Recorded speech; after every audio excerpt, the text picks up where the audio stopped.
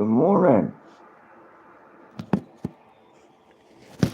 Just got the camera. Whoa, just knocking the camera over. How are you doing this morning? I'm just going live to demonstrate throughout the day how loud this Scooter's coffee is. It's going to be a pretty boring live stream. I'll check in from time to time, but I just woke up, wanted to set the camera up. You're looking across the street at Kane's Chicken, but that's the intersection right there I live next to with the really loud Scooter's coffee shop. And I'm just setting up the camera to get a day outside filming. But right here, this little particular spot on the road that we're looking at, a lot of people will bounce their cars off of that and be pretty loud. So I'm going to leave the camera here where I get set up and get some things done, and I'll be back. I'm going to be on here all day. Feel free to come back in and check in and say hi. Grizzlixda. I can never pronounce names properly. But hello, I'm glad you're here. It's really kind of boring unless you see a car accident. It's a pretty major intersection. It's always noisy. There's always crazy people walking by. A lot of homeless people, a lot of schizophrenic people walking by screaming and shouting. It's pretty crazy, weird part of town sometimes.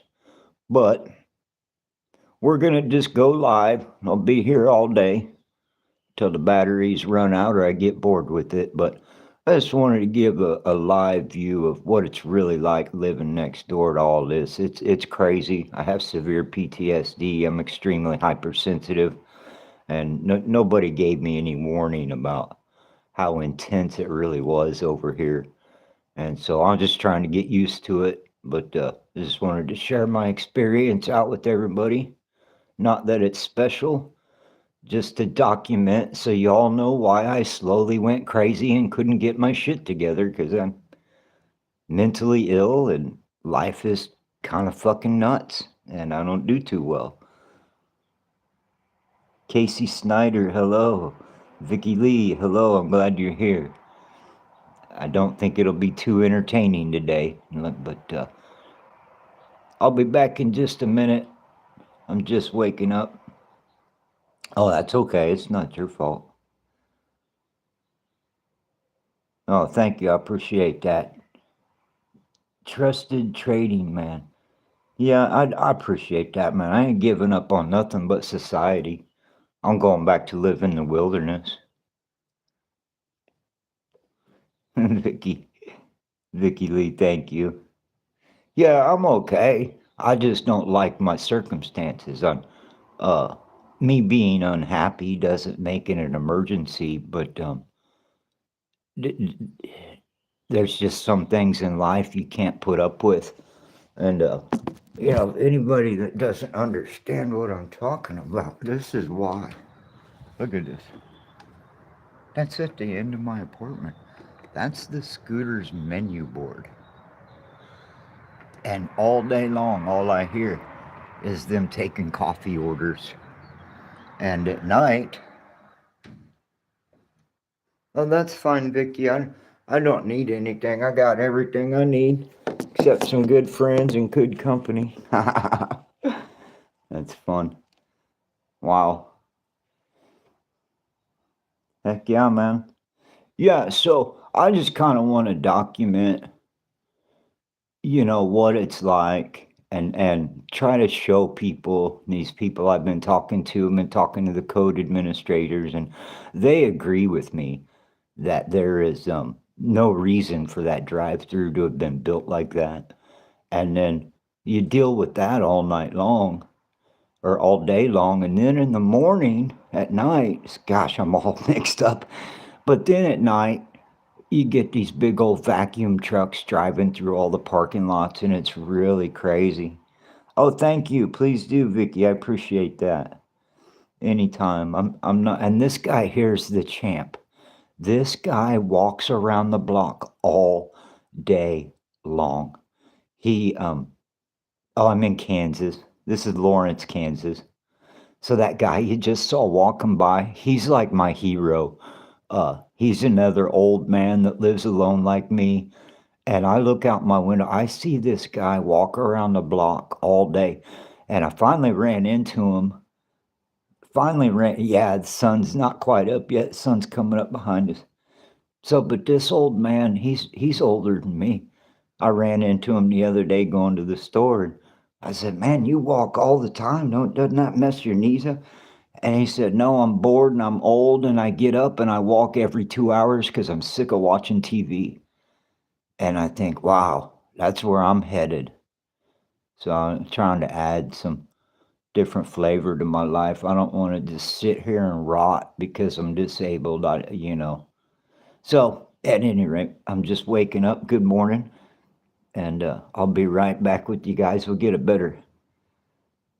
Yeah, he's kind of out of it. He's not. I don't even think that old man would know what YouTube is. Oh, I would love a dog. I can't have a dog here. I've had dogs on and off throughout my whole life. There's nothing that I would love more than to have a dog. Duh. The problem I have is I have a kayaking addiction, and I need a tiny, tiny dog. Something that could go in my kayak with me.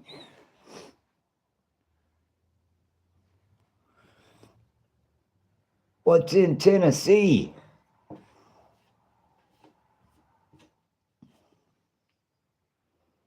I bet. Yeah, I grew up in Kansas and Missouri. I like the Midwest river valleys. I like doing outdoor stuff. I kayak a lot. That would be a wonderful place down there.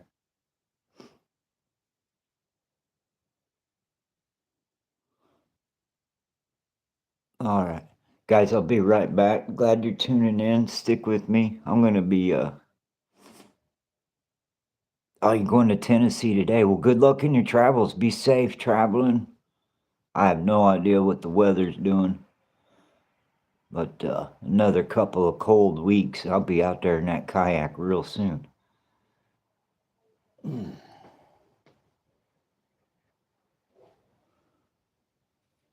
Oh my goodness.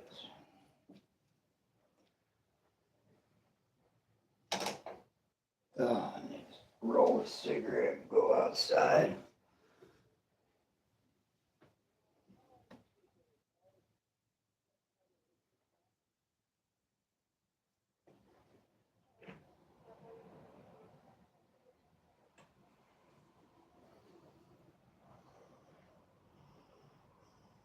Amen. God bless everyone.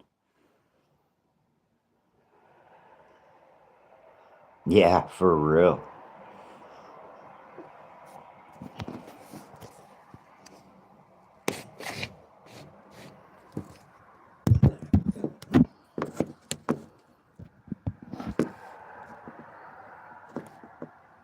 Oh no, now it's picking up the screen. How did I avoid that before? Oh, yeah, hon, I'm sorry. I smoke. It messes me up too, but that's the only way I get by. That's weird. How was I avoiding the screen before? There we go. There we go. But I do. I smoke a lot of cigarettes. I'm a 55-year-old man. I built stained glass windows my whole life before I became retired. Oh, yeah, we do. And it's like Cher says, we can always regret it later. All right. So here I am, kind of sitting in the dark. The sun really ain't up yet. I don't even have my tripod set up. I was trying to catch some of those early morning scooters customers, but I'm looking for my tripod. I just set it down. Heck, I don't know what I've done with anything. Here we go. How many deers have I caught? Oh my good. Uh, Man, if I look 40, I'm 55. No teeth. How many deers have I caught on camera? Hundreds. hundreds. If you go back to my channel and look, there's some really awesome kayaking pictures from the water where I've run across deer drinking. And, you know, I don't hunt with a gun, but I hunt with a camera. And I like beef and normal food, but I am not. Oh, wow, that's awesome. That's awesome. You've seen all my videos? That's a lot of hours of boringness, huh? I really appreciate that. I know somebody's been watching them all. But we got to roll some cigarettes. We got to roll cigarettes. Wow, well, thank you. I'm glad you like those videos. Here's something you might like. So, here's the magical transportation device. I will be back out there soon. But now that I've moved, I'm about 5 miles walk from the lake. And I've built this cart. You know, I don't have a car. I have an eye disease and I've lost my driver's license. So I built this cart last week. It's real lightweight. It's got 3 wheels and it's full of styrofoam. I wrote on there, "This is an old man's kayak trailer. Please don't steal. It's my only way home." And then, so I left my YouTube, Ormanay on YouTube. So that way. So, but what I did was I added a whole bunch of foam. And if you notice this nice curved shape, that's the shape of the bottom of my kayak. So it sits nice and snugly on top of there. But then imagine flipping this upside down where the wheels are up. This will become a flotation device. And I'll be able to pull my trailer behind my kayak and, just so I'm not leaving it in a parking lot for people to destroy. It's just styrofoam. You could kick it apart. So I am almost ready for my next adventure, but it's going to be a long walk to the lake. I've got this all loaded up, almost ready to go. I was going to make a new padding for my seat and repair the back of my seats coming apart. And, but I got a load full of food and I'm ready to go. Oh, thank you. Yeah, I'm trying to think ahead. Trying to think about what I'm doing. So, oh yeah, there's a little bit of color coming up on the clouds. We'll get you guys turned around. Yeah, it's just styrofoam and really lightweight wood. And there's just some recycled styrofoam that I put and wrapped around a little wooden frame. And I waterproofed all the wood real good. And the only thing that's not waterproof are the bearings on the wheels. I sprayed those down real good with WD-40 before I get in the water. And, if it's upside down, I don't even think it's going to sink to the wheels. I think it's going to ride up above. The whole thing, it looks big and bulky, but it only weighs about 8 to 9 pounds. It's really lightweight. I'm really excited to go try it. But that will, until I can meet some people and get a ride to the lake, that's going to replace the turtle for the time being. And I'll just have to take less stuff out into the wilderness and all that. So how are you doing this morning? Are you getting ready to travel? Where are you traveling from to head to Tennessee, I guess would be the real question. How far you got to go today?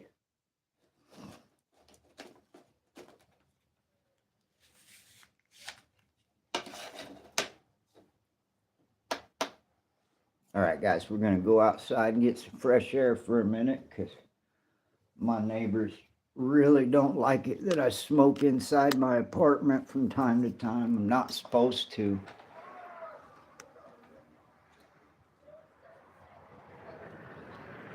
Oh, look. We're just out here yelling and screaming and having a... There they are, having all kinds of noise and fun back there. Being as loud as they want to be. That's why we do this. Oh, 39 hours drive. Where are you coming from, Mars? Hold on a second, I gotta get my shoes on. Yeah.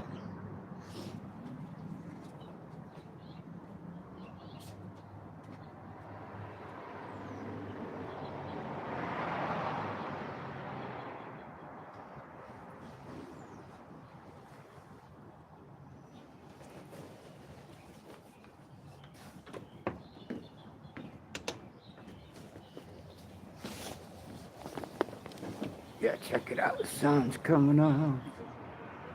Oh, wow, from Pennsylvania. So you coming from up north? You got a bunch of snow up there?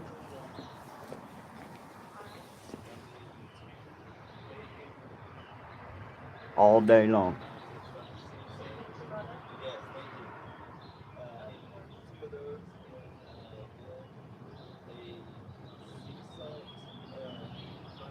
You know, whenever I hear the word Pennsylvania, in my mind, it's instantly followed by the word Dutch. And that, as in a design element of the Pennsylvania Dutch, I love the designs that they use.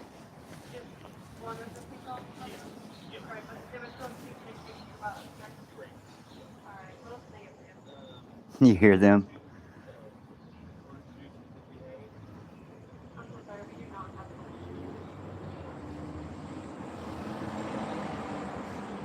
Yes, they don't have orange juice.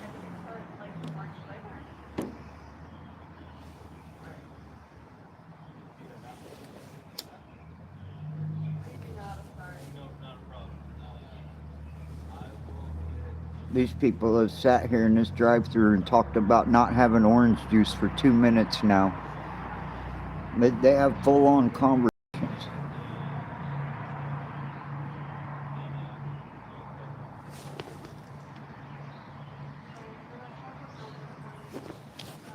Now they're talking about chocolate milk. This is the longest, most drawn-out drive-thru order I've ever heard. It's just a coffee place. What is this guy here to get? 13 inches. Man, thought we barely had a dusting blow here. We got lucky. I know, right?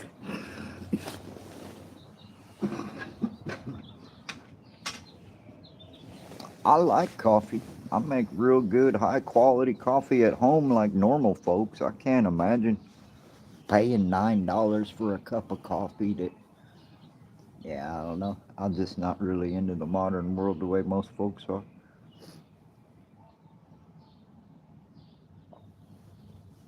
Hell, I don't even use a microwave.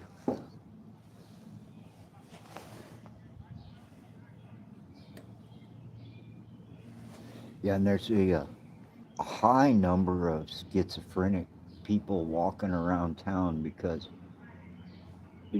the entire Kansas City metropolitan area... Yeah, $9. It's crazy. I'm with you. Northwoods Peach Tree. I love that. How did I not notice that already? I thought you were Vicky for a second. I see. I have an eye disease, and it's hard for me to focus on those tiny little words. But Northwoods Peach Tree. I like that. I'm going to remember that name. Yeah, no doubt. See, I like to keep things real low key. I cook 3 meals at home. I don't eat out. You know, I eat some frozen food when I get lazy, but I cook 3 meals a day. I make my own coffee. I don't mess around with the modern world the way these other people do. My neighbors all the time be having food delivered, big bags, $30, $40 bags of food outside their door. And it's always some scuzzy looking weirdo dropping their food. It's like, man, I wouldn't want all those people touching my food.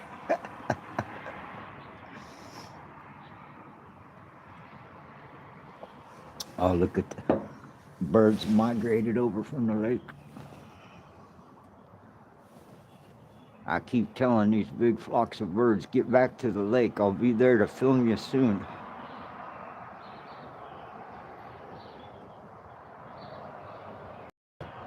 Man, got me a little pet squirrel that comes around here. He'll come up on the porch and eat his little snacks with me.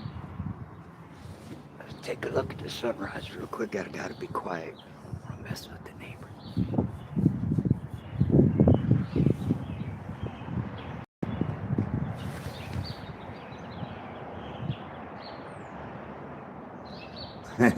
They take bites of your food. Yeah, they do. Oh, look, here comes another customer. See, and what's funny is the volume that you hear in this drive-through talk now. This is the volume that they think is better and more improved and more helpful. And it's just as loud as any other time. It's hilarious.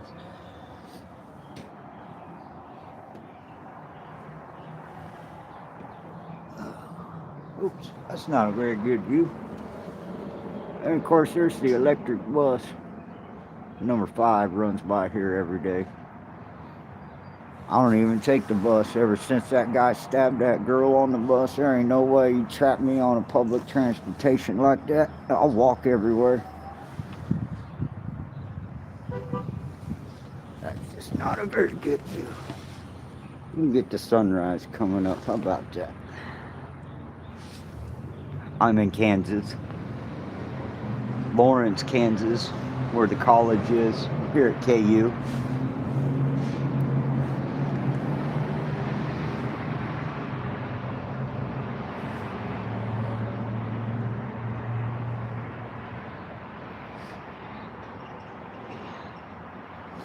It's still a little chilly this morning, but I mean, and there's people, they closed the rescue shelter. There's no homeless shelter when the temperatures are above 35. And all the other municipalities around here, oh, yeah, that's a beautiful area up in Northwoods. You know, and so there's a lot of schizophrenic and crazy people and drug addicts here because this city helps the homeless and they get a lot of freebies and there's a lot of stuff here. And so if you're in Missouri and you're homeless, they'll tell you to come out here. So all these people keep ending up out here in Lawrence, and then there's a big homeless community. They live on the river and do their drugs and walk all over the place. But so every time I want to walk to the store, I got to deal with some schizophrenic person asking me for a cigarette, coming up on me, trying to talk to me. It's wild. There are my seagulls.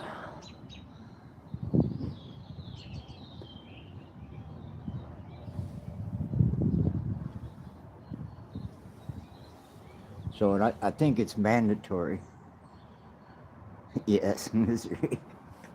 I only like Missouri for the nature, and they do are a little bit more constitutional than Kansas.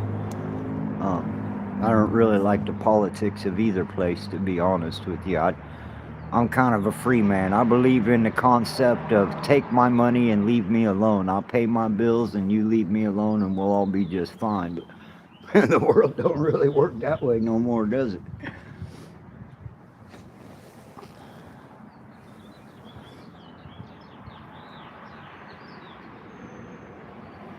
Like I always try to explain to people, the only time your rights are completely intact,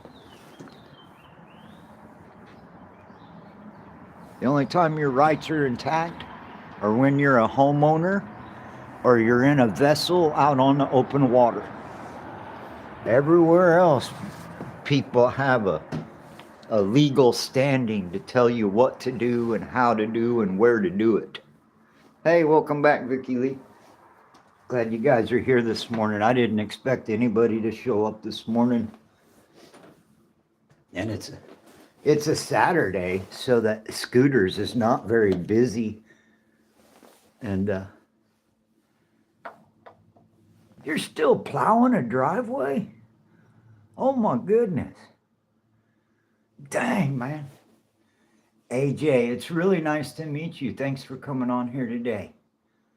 And let's all support Northwoods Peachtree with their 13 inches of snow and their plowing boarded. You're the champ. If I had to plow snow this morning, I'd go back to bed. Right on. And AJ, it's wonderful to meet you. I'm gonna roll a couple more cigarettes. My goodness. How does that look? I might even cut my hair today. I'm thinking about shaving all my hair off just to get rid of this mop top feeling. Because when I wear those hats too much and you got a bunch of long matted hair, it's all piled up and matted. You know what I do for blizzards, Peachtree? I'm known far and wide. Right on, Vicky. It's great to meet you. We'll see you again sometime. But what I like to do with blizzards, I always have a blizzard project. I'll go to the store and gather up supplies. I always like to build stuff during a good snowstorm, or I'll make a stained glass window. But I always like to do artwork and stuff.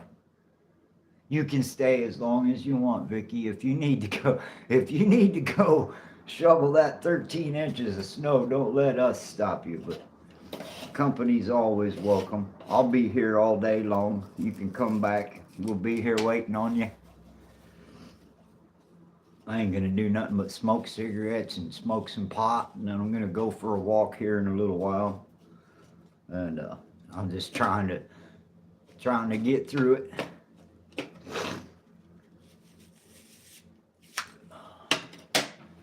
What I'd like to do is have this more up. Right? That's that.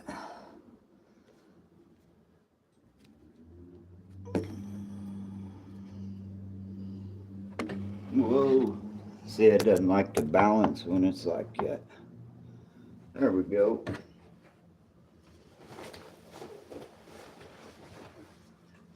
I'll get that fixed a little bit better. It's all cattywampus. Cattywampus is my middle name. All right, how's that? Perfect.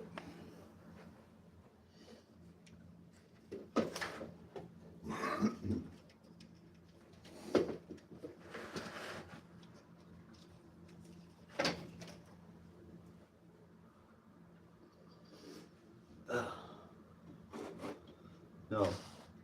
Well, that's pretty far away. I can't see the chats now. I think everybody's gone. But this is how I afford cigarettes. I roll every single one.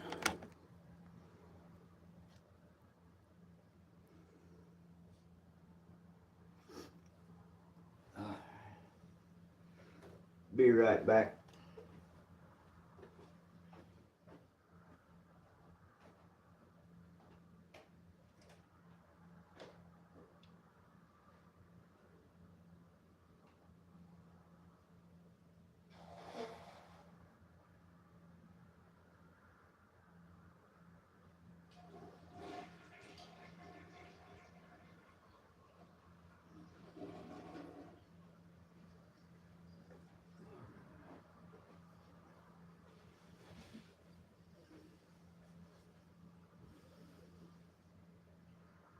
Oh, okay.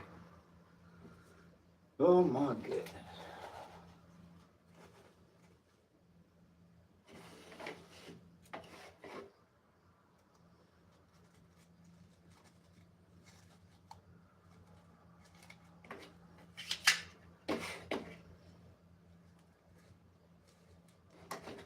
Whoa. Well, I got butterfingers this morning. Hard to get going some days, Good morning, how are you? Welcome to my all-day live stream. I'm gonna stay on here as long as I can today. I'll be moving around doing a bunch of silly stuff, but just live streaming for the heck of it. Just to not feel so alone, I guess. I live a pretty isolated life. See, look, I'm so desperate I don't even bother combing my hair. I just on the internet like some weirdo at 8 in the morning. Welcome to Saturday.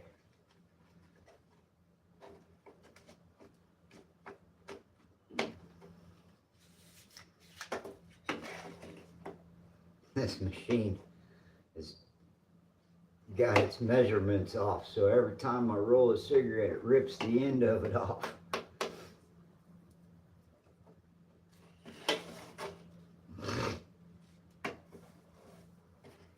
So yeah, I need to sit down and roll about a week's worth of cigarettes before I even go and get in my boat. This is another part of my preparation project.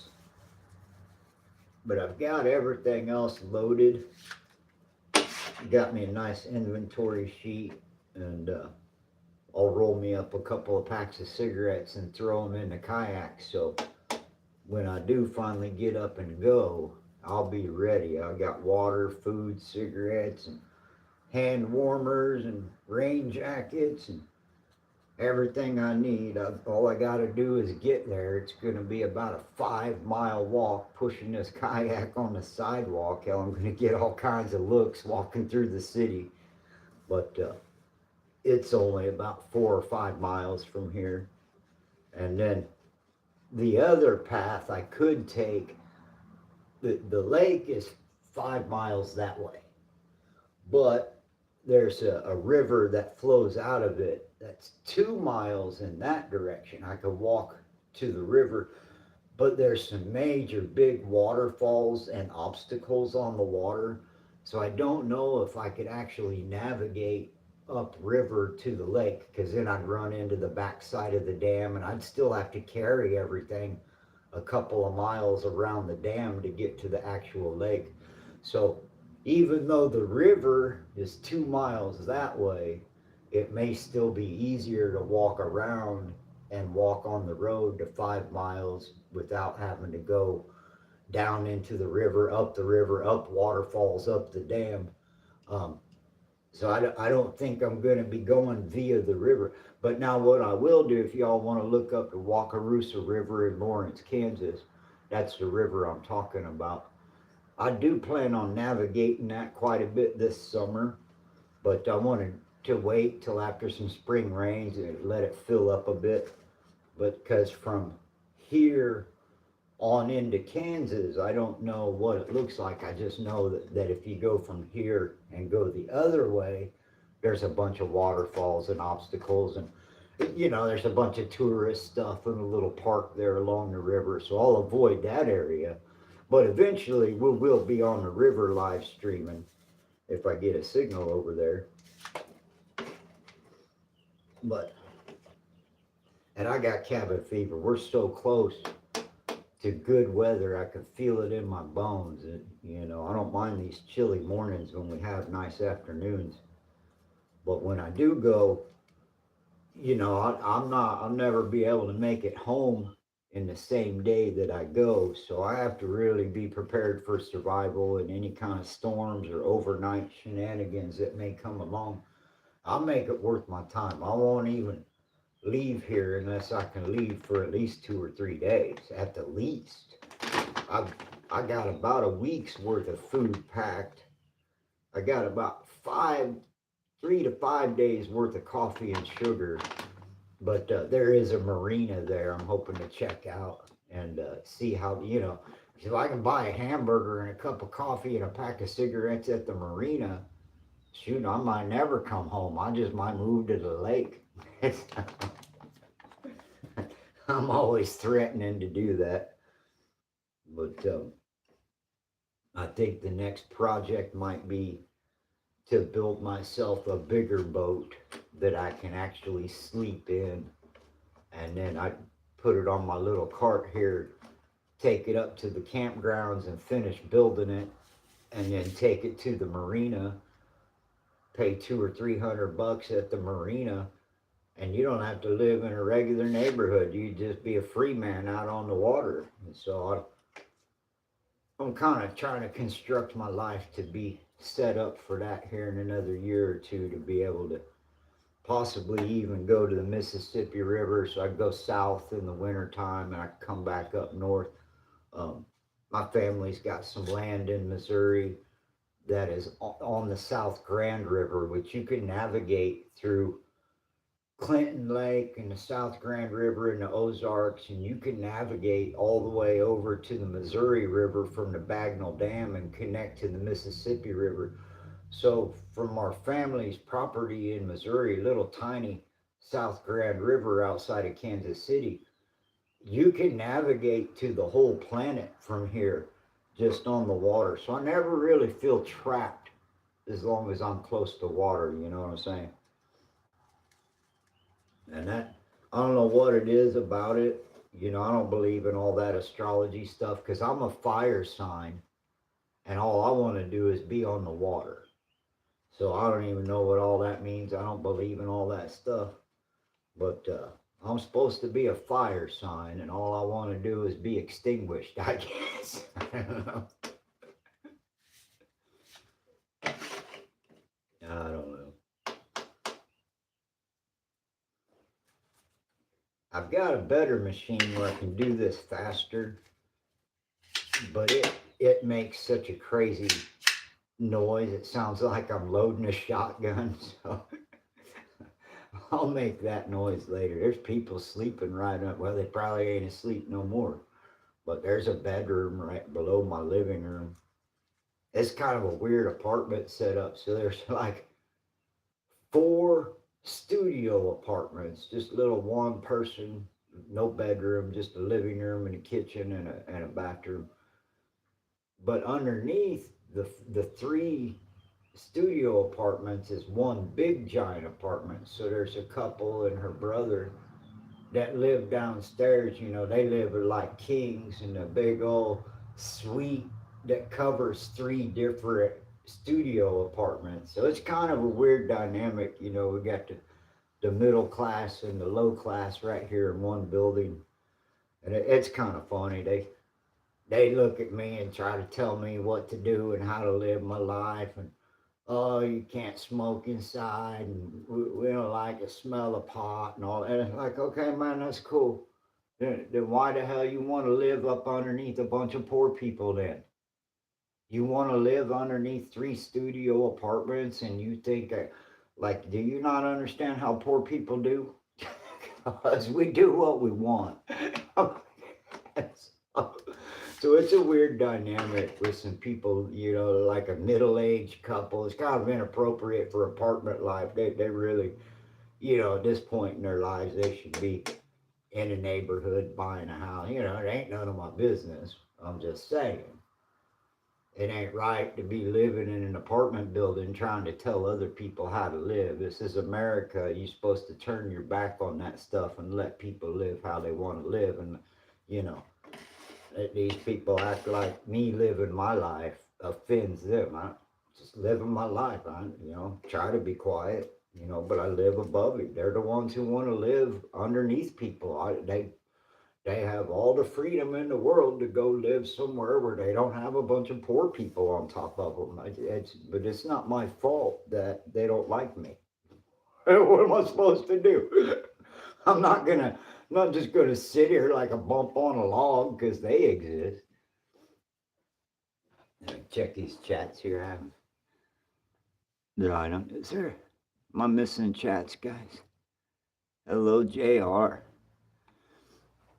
Right on. My chats aren't exactly rolling right. I've got the camera. I have an eye disease called keratoconus. And what it is that my corneas are shaped like witches' hats. And so all the light goes in, but it doesn't reflect back out. And so I have a lot of depth distortion and brightness. It's anytime if you see me do it all like this, it means I'm trying to read and say hello. So type in emojis.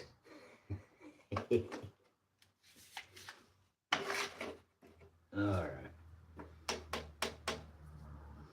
All right. Well, we got some cigarettes rolled. About to have to get some coffee warmed up. Oh yeah, that's cold. We don't do we don't do cold coffee. We only do warm coffee. Thank you, JR. That I can see real easy. Yeah, it's just that I do all this on a cell phone, so I don't know. I guess most live streamers. Well, I don't know. I don't know what kind of equipment people out there be working with. I've seen some nice live streaming cameras at Walmart, but it doesn't really. I'll try to keep my load light because by the time I get in my kayak, I don't want 100 pounds of batteries and camera equipment and everything else. So I just make do with the phone. Oh my goodness. See, I don't even use a microwave, man. No microwave. Just a air fryer. And I cook 3 meals a day on a stove. I don't even use a microwave. So I'll be living old school. And then my studio is kind of a mess. But like I said, I was just showing everybody. I just got my nice little cart, pulled my kayak on, got that built, ready for the lake. I don't know if you've seen this or not. Oop. Did you see the bottom of this? So it's actually a 3-wheel cart full of styrofoam. It's real lightweight. It's gonna float behind my kayak. Hey man, I didn't even turn the oven on. You gotta turn the stove on to make the heat work, right? It's snowing there. Are you in Pennsylvania? Or you're in where you at, up north?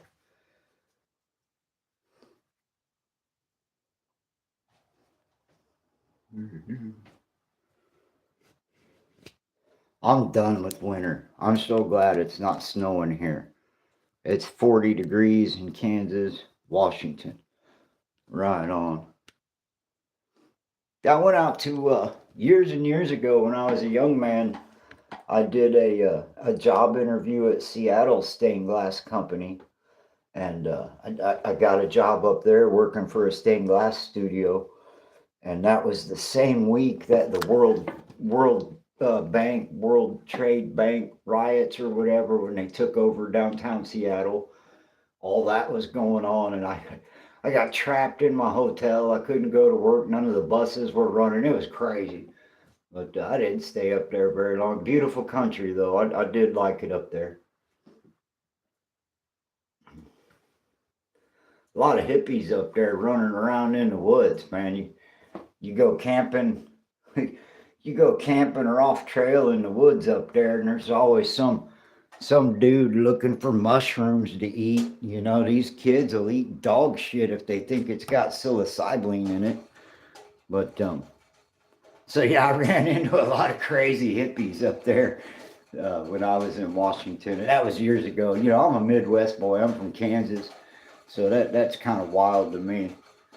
But I got a little bit I got just enough hippie in me to not be shaken up by it.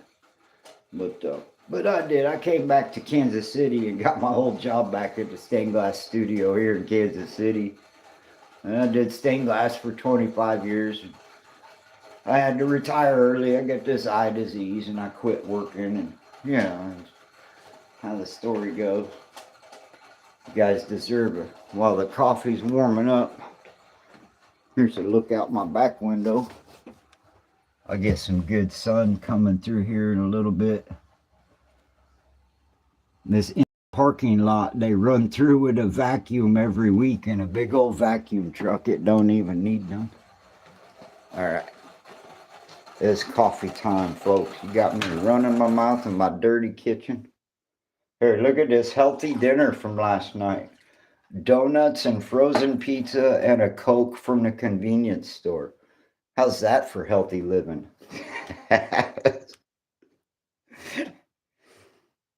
Yeah, I would not. I'm sick of winter. I am. I've lived in the Midwest. I lived in Colorado for 20 years, and I'm sick of winter. I've got all the gear I need. I could go out and survive a blizzard and be just fine, but I hate it. I'm sick of being cold. Yeah, I wish you the best for you, JR, because it's March. It's supposed to be warm now. I'm ready for warmer climate. Oh. What's the temperature up there? Probably 10 degrees with a 50-degree wind chill, probably, huh?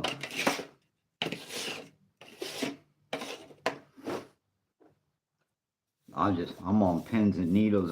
This ice on this lake just broke up recently. I know Florida.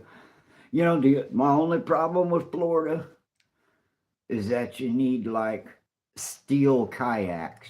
I wouldn't be in Florida in a plastic kayak or a little tiny boat. Them people are crazy. But other than that, I love Florida. I wouldn't mind the bugs or the swamps. I love that kind of swampy environment. The exact opposite of a northern winter.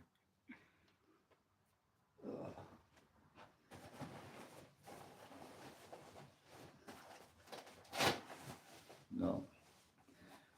This is the part of the live stream where we find out how cool you are. I've chosen marijuana addiction to deal with my mental instabilities. I stopped taking pharmaceutical medications a long time ago. And I can't say that I'm the most stable person, but I do smoke enough pot to keep me from running off the rails. So if that offends you, you might want to leave now because I am getting ready to have some morning coffee about to happen. Yeah, Virginia sounds like a nice place, like a perfect mix in the middle. Like it don't get too, well. I guess it does get pretty cold there. But. All right, who's waking and baking with me? Get ready to go outside and make it stink outdoors. Y'all ready? Mm. Okay. Yeah, it's the whole thing. Sometimes I just sit here on my couch and I smoke, and then I feel all bad and shit, and I open the doors and I go outside and I sit in my chair, and then I get paranoid and I think, oh my God, they're gonna kick me out. Oh, I'm gonna lose my apartment. I'm gonna be homeless again. And then I realize, well, what kind of a home is it that I can't smoke a cigarette and get woke up all the time and so like it just has such a lesser value to me without my freedom. And so don't make it sound like no heartbreaking stuff. But I'm a very compliant adult, but I am by no means a legalistic rule follower. No, especially you got people that aren't in authority over you trying to tell you what the rules are. My temptation is just to fill this apartment up with smoke and stomp around and blast my music and get on my piano and play Chuck Berry for 8 hours and tell people, but I don't. I was trying to be a good little boy.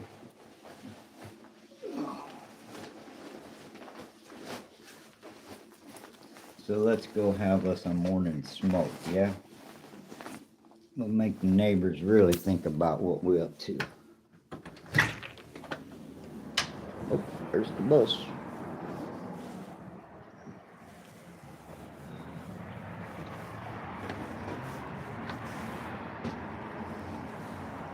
Here comes the sun. Here comes the sun.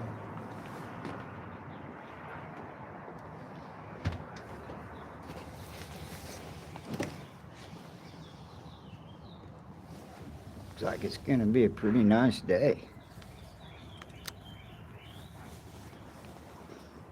You wish you could.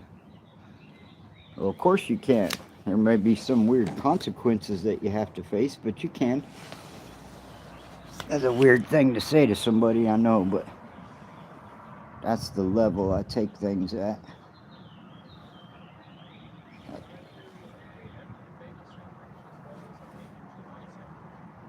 Oops.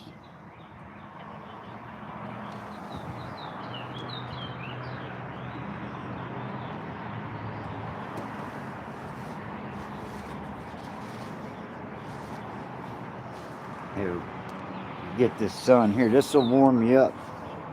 Think about this sun right here.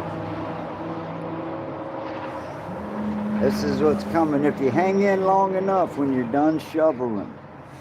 Eventually you'll get you some sunshine.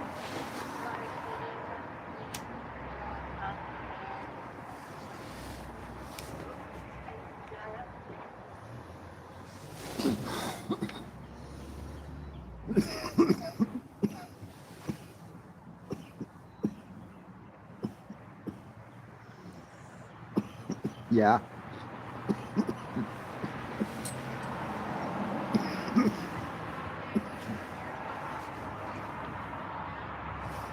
Yeah, right now just about 5 miles away, all the pelicans are on the water. All the geese are taking off and circling and landing and feeding. There's bald eagles down there nesting. And it's so crazy. It's just a few miles away.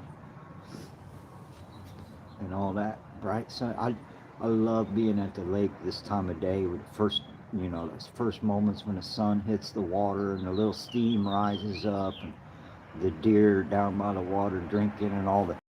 There's some really beautiful tiny birds out here. They look like canaries. And they come in yellow and blue. And man, it's like a little streak of lightning when they fly by you. They're so pretty. Yes. Okay, well, thank you.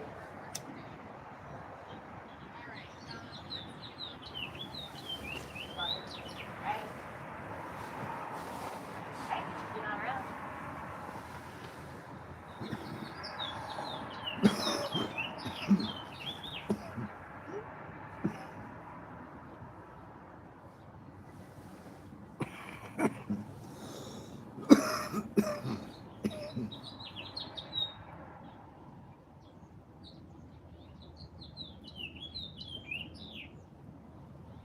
Yeah, I like listening to the birds too.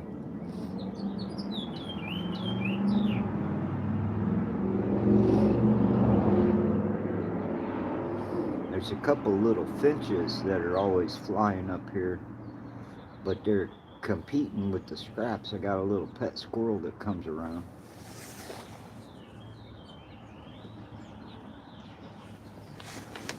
I gotta get that video up today. I had sharing pizza with my. Oh, there's these. There's my finches.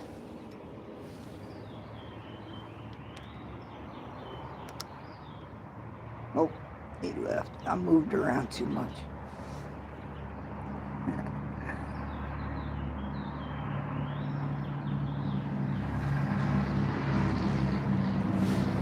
Yeah, buddy. My tripod's leaning over. It never stands up straight. It feels weird. I very rarely live stream from the city. Usually I'm live streaming from the kayak or out in the wilderness. It's kind of weird to be live streaming in the city.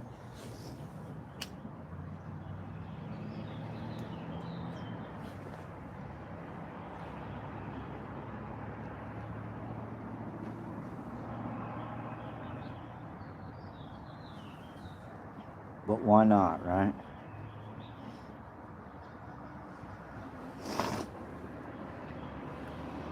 How old are you, JR? Curious. Obviously, if you're shoveling snow, you're not a kid.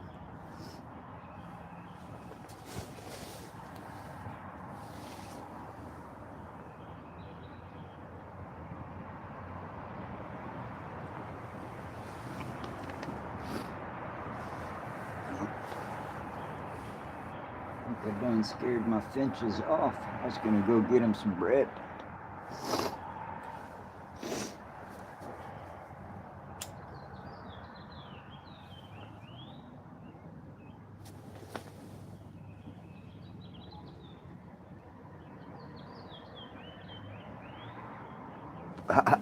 Nope, I'm 55 by myself.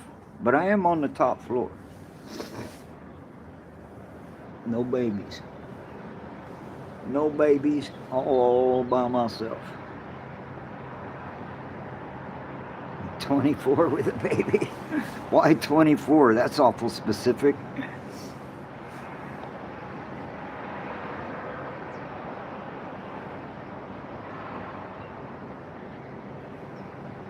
Or you're 24 with a baby. Wait a second, am I confused?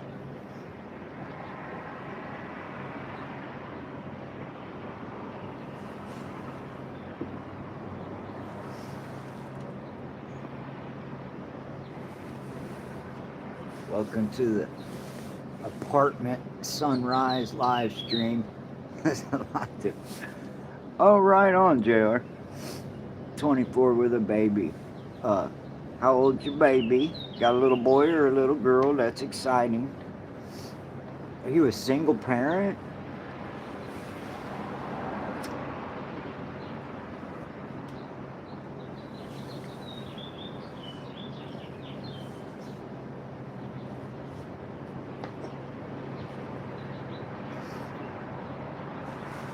Well, right on, man.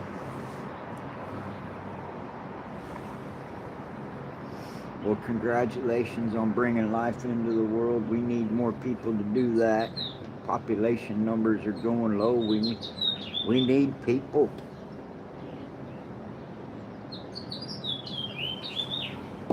Oh, here, and if you're up there in the snowstorm, let me show you something else that'll make you feel good about spring. Check this out. See the big dogwoods blooming already? These beautiful bright dogwoods, and their white little flowers are always the first to bloom. There'll be some purple ones coming along soon too. But those dogwoods are pretty cool. Those are the only trees that are budding right now, is those. All the rest of the trees are still barren from winter.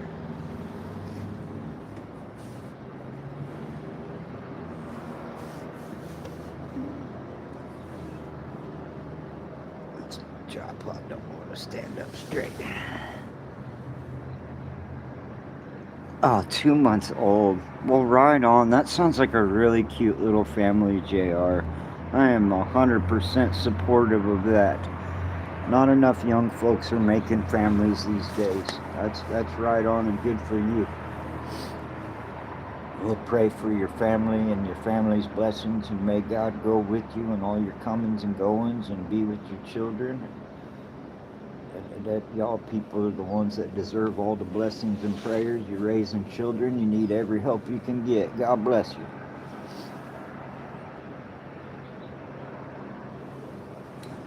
Do not let your children watch my live streams. That's the first rule of parenting.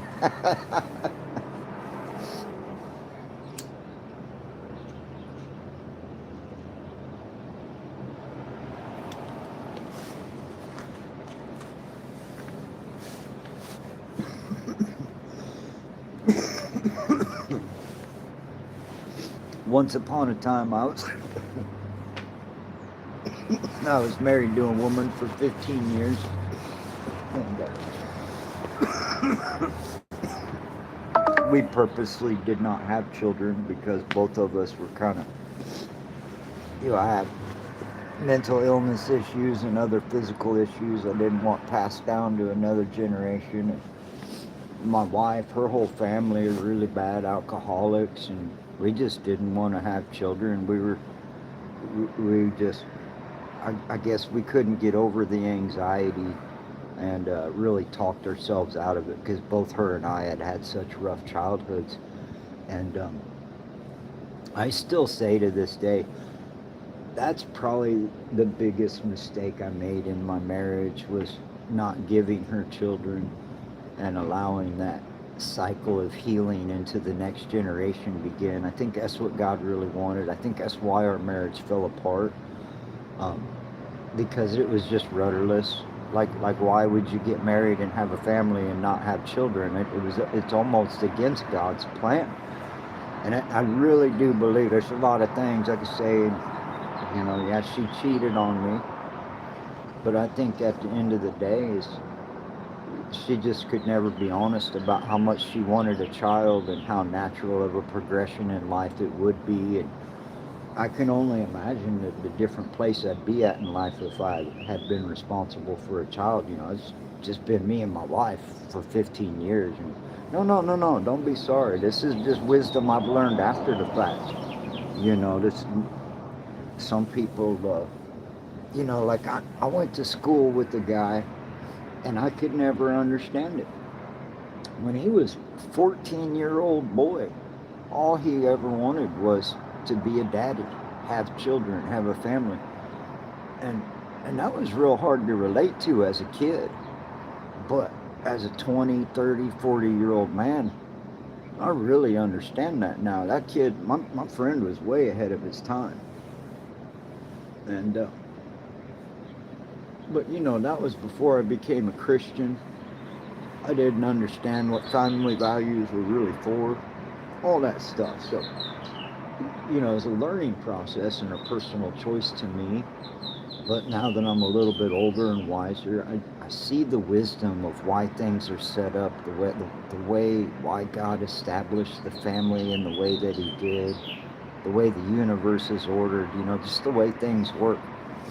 And when you go against that, it's not that you're cursed, but I do believe that you lose some of your blessing because you're no longer in a situation where you need that blessing. So, at any rate, as little personal insights on, when you don't make that deeper connection, you will drift apart. And anyways, so I'm really happy for you guys. Don't be sorry about nothing. I don't.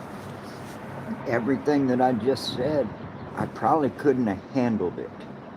But I really rejoice when I see other people being able to live that life and carry on that future. Humanity matters. God loves every single one of us. And the more people you bring into the world is the more people God has to love. And I really believe that that's His intention.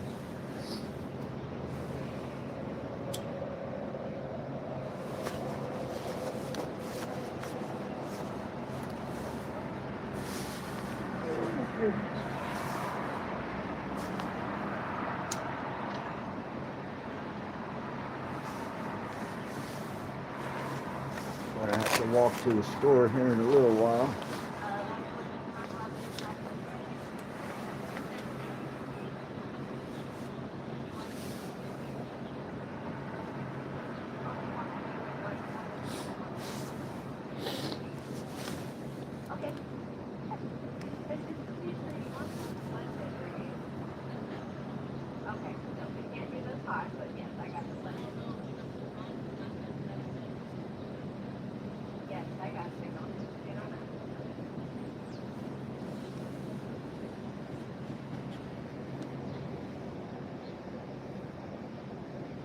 This drive-through order brought to you by somebody with way too much money and a coffee addiction.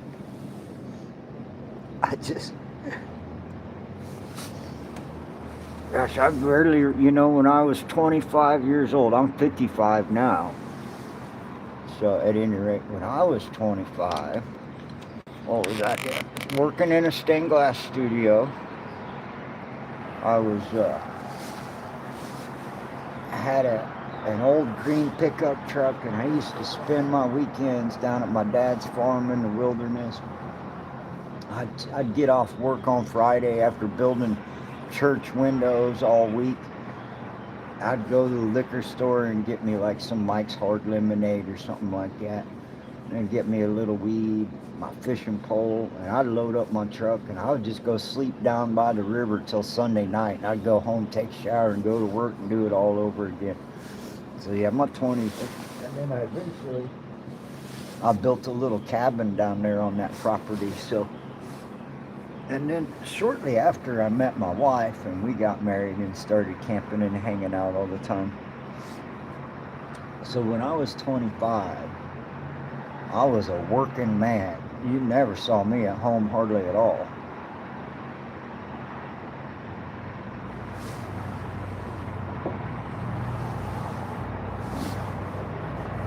And now I'm just a chump sitting out here listening to people give their coffee orders at a drive-thru.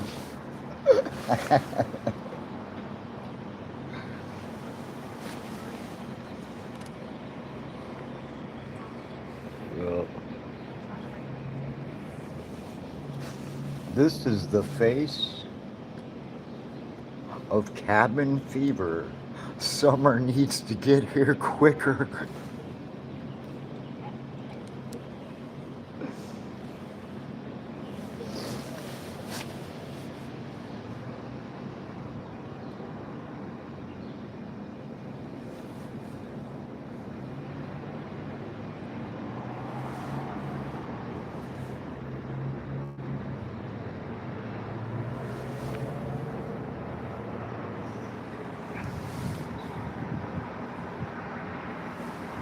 You know, and I'm so bored and easily entertained most days. What I keep setting up the camera, see where that little parking entrance in front of Cane's?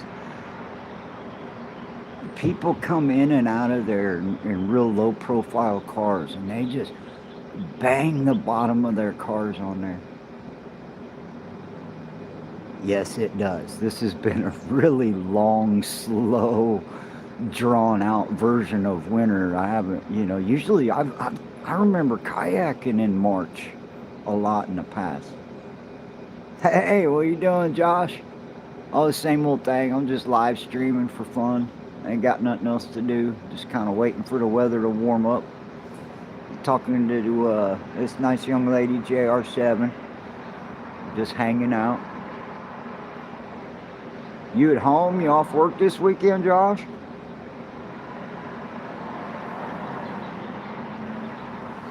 I'm having a morning smoke while the sun's coming in. And, we're sitting here dealing with Scooter's coffee. And I was trying to get, I'm Catherine. Excellent. Nice to meet you. My real name is Shane. So we got Catherine, this is Josh. And I'm Shane. And Josh is a real smart, nice guy. I'm just an idiot fool. But Josh has a really neat channel called The Higher Minds. He does some pretty neat interviews with some pretty interesting people. He's really good at getting people to open up and talk about themselves. I don't know if he really understands. He's got a gift at that. But right on, Catherine.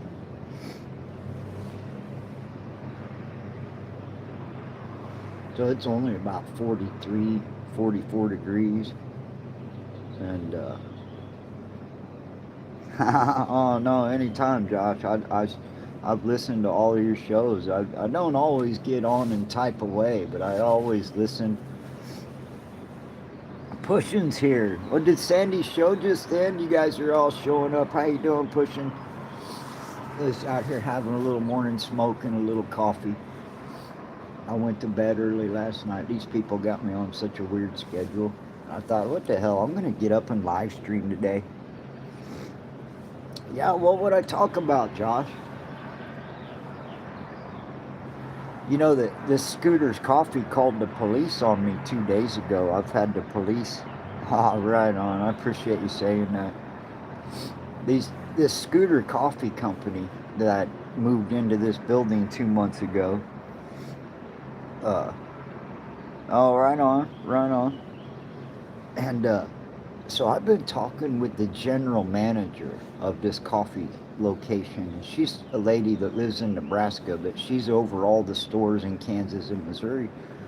And I've been talking to her on the phone for about 2 months. Like, hey, it's too loud. This, you guys need to build a sound wall. This is too loud. You girls are screaming through.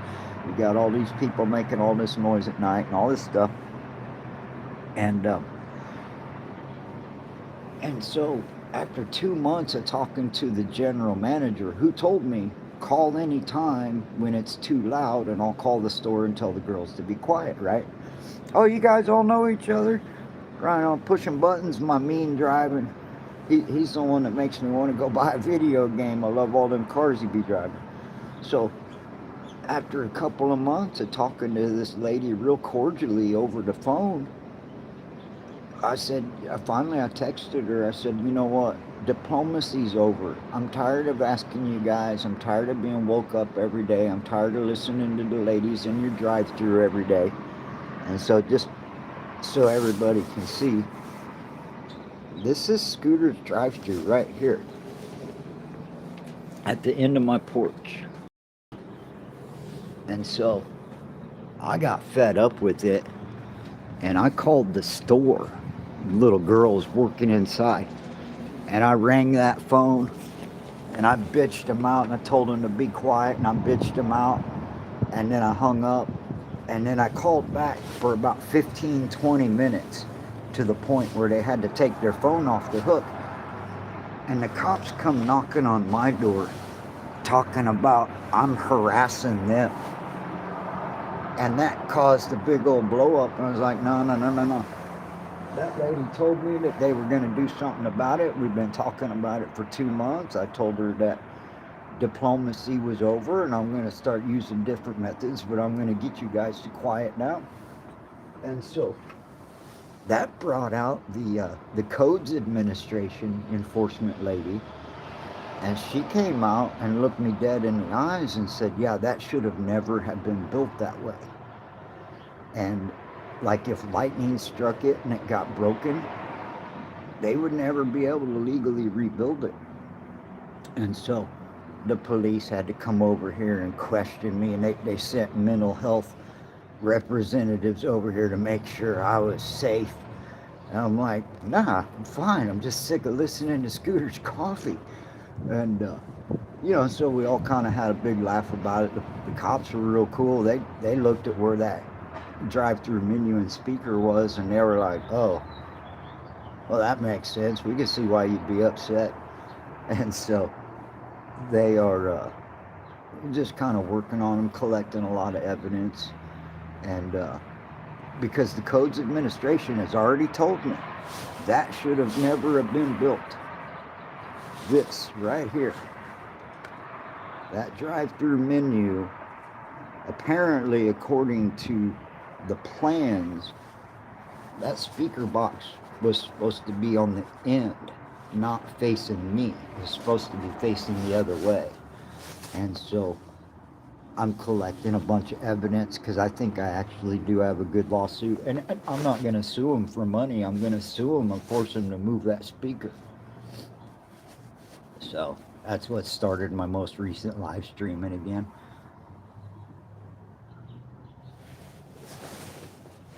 Anyway. All right, guys, it's time for a coffee warm-up. I'm going to step inside for a little bit. See? Here's the funny thing about it. In these temperatures, if I was in my kayak with all my gear sealed up, I'd be a lot warmer and cozier sitting outside in the sunrise than I actually am just sitting in a jacket and a coat on my porch. So, this is the face of cabin fever. Like I was telling Catherine earlier, summer needs to get here faster. I'll be right back, guys. I'll blow my nose.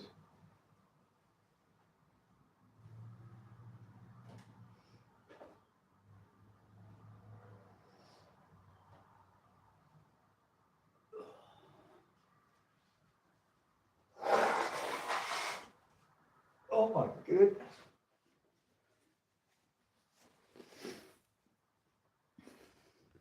So yeah, Josh, if I ever came on your show, I think if anything, what I would want to talk about is how I lost my ministry. When I was out in Colorado doing ministry with the homeless, and how things just got out of control, and how the evil was able to it's just so crazy. The stories I could tell you about, we had a little laundry program. We took the homeless people to the laundromat. We had a caseworker there. We started running a food bank closed, and so we took over a food bank and we started meeting all these people. And then the people at the soup kitchen started calling us up to give people rides and helping other people out. And then, in the background of all that, there's me trying to do my best and really being more under our will and not God's will and so we probably helped a lot of people that didn't need our help. And we let and there's so many facets to the street ministry, but the story I would tell is how through my personal disobedience and my lack of surrender, I lost either I lost my ministry through my selfishness and my ways, or evil really won. We ran into some child traffickers. We were working with a that's what I was talking to Josh about. He said I should go on a show someday. But this is what I would talk about. So we had a street ministry. We would meet with the police every Friday morning, and they would show us on a map where the youth, the teenage homeless population. We were working with Urban Peak, which was a homeless shelter for teenagers. And it was a really bad situation on the streets. And so we were doing outreach, trying to give socks and food and trying to get these kids to come to a safe environment because there were a lot of adults and predators on the streets. Oh, right on. It's good to meet you, Catherine. You take care of that little baby. You take care of your husband and yourself real well, too. It was nice to meet you. And so these poor teenagers, every time they'd move their camp, these scary ass adult crackheads and meth heads and heroin addicts would move and surround them and intimidate the kids and steal all their shit.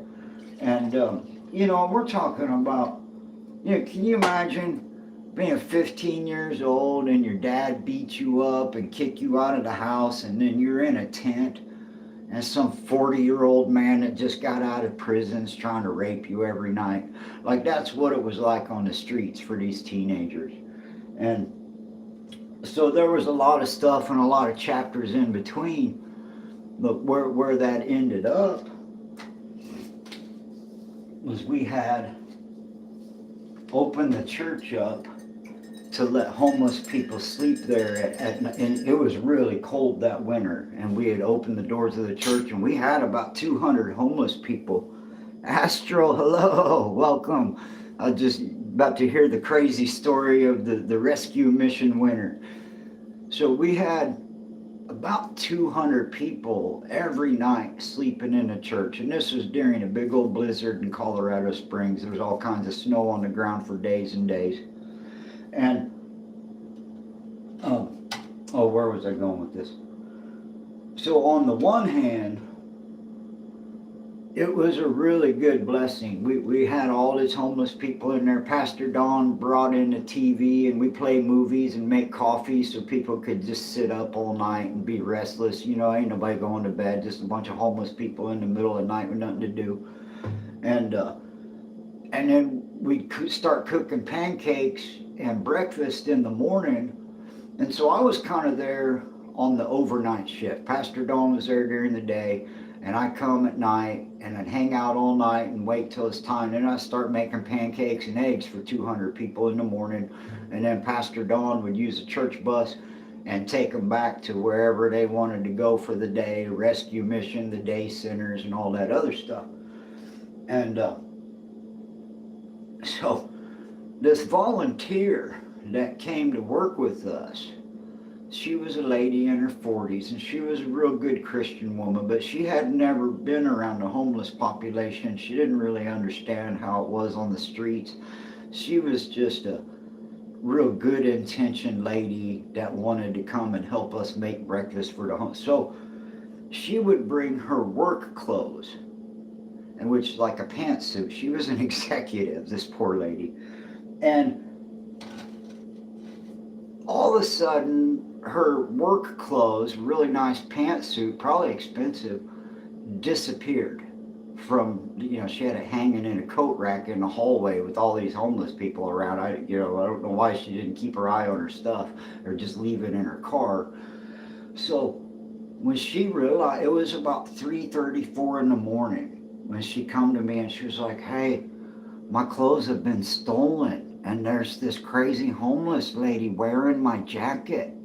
And she's like, we're not serving breakfast till I get my clothes back. And I was like, whoa, lady. On the other side of this wall is about 200 homeless people that are eavesdropping because they know what's going on. And you're about to start a riot over a blazer. I said, I'll tell you what's going to happen. We're going to ask nicely for your jacket to be returned, and we're going to make an announcement that breakfast, in fact, will not be canceled. Because you're not going to bring 200 homeless people in here and tell them that they can't have the breakfast they've been waiting all night for. You're going to start a riot. You're going to get somebody killed. We don't want you helping here. And so I had to fire a volunteer. It was crazy. And then that went on. Unfortunately, two drunk guys got in a fight and stabbed each other, and then the police shut us down. But during that process, some of the homeless teens, which if you let me go back now, this is really what that was about. I had taken a couple of days off of working nights. And one of these other homeless guys that was there every day and kind of earned the trust of Pastor Don. And I wasn't really around. I was sick for a few days. I didn't really know what was going on. And so now remember, we worked with the cops every Friday trying to keep these kids protected because they were getting predated upon. There were people, the rumor on the street was is they'd get these kids and they'd tell them that there's a farm in Alabama and they were going to take them and they'd go raise horses and live there and get their social security checks and they'd get them reestablished with their families. And they make it like this everything's going to be better kind of boys ranch kind of place. And they would take these kids, and these homeless kids would be like, yeah, well, Alex left with that. We ain't seen or heard from him since. And we need battery power. My battery's done. So these kids were just disappearing off the streets in different random situations. And when we had all these homeless people at the church, and like I said, I've been sick for a couple of days. And when I came back on, the first night shift that I came back on after being sick, and I get introduced, hold on one second,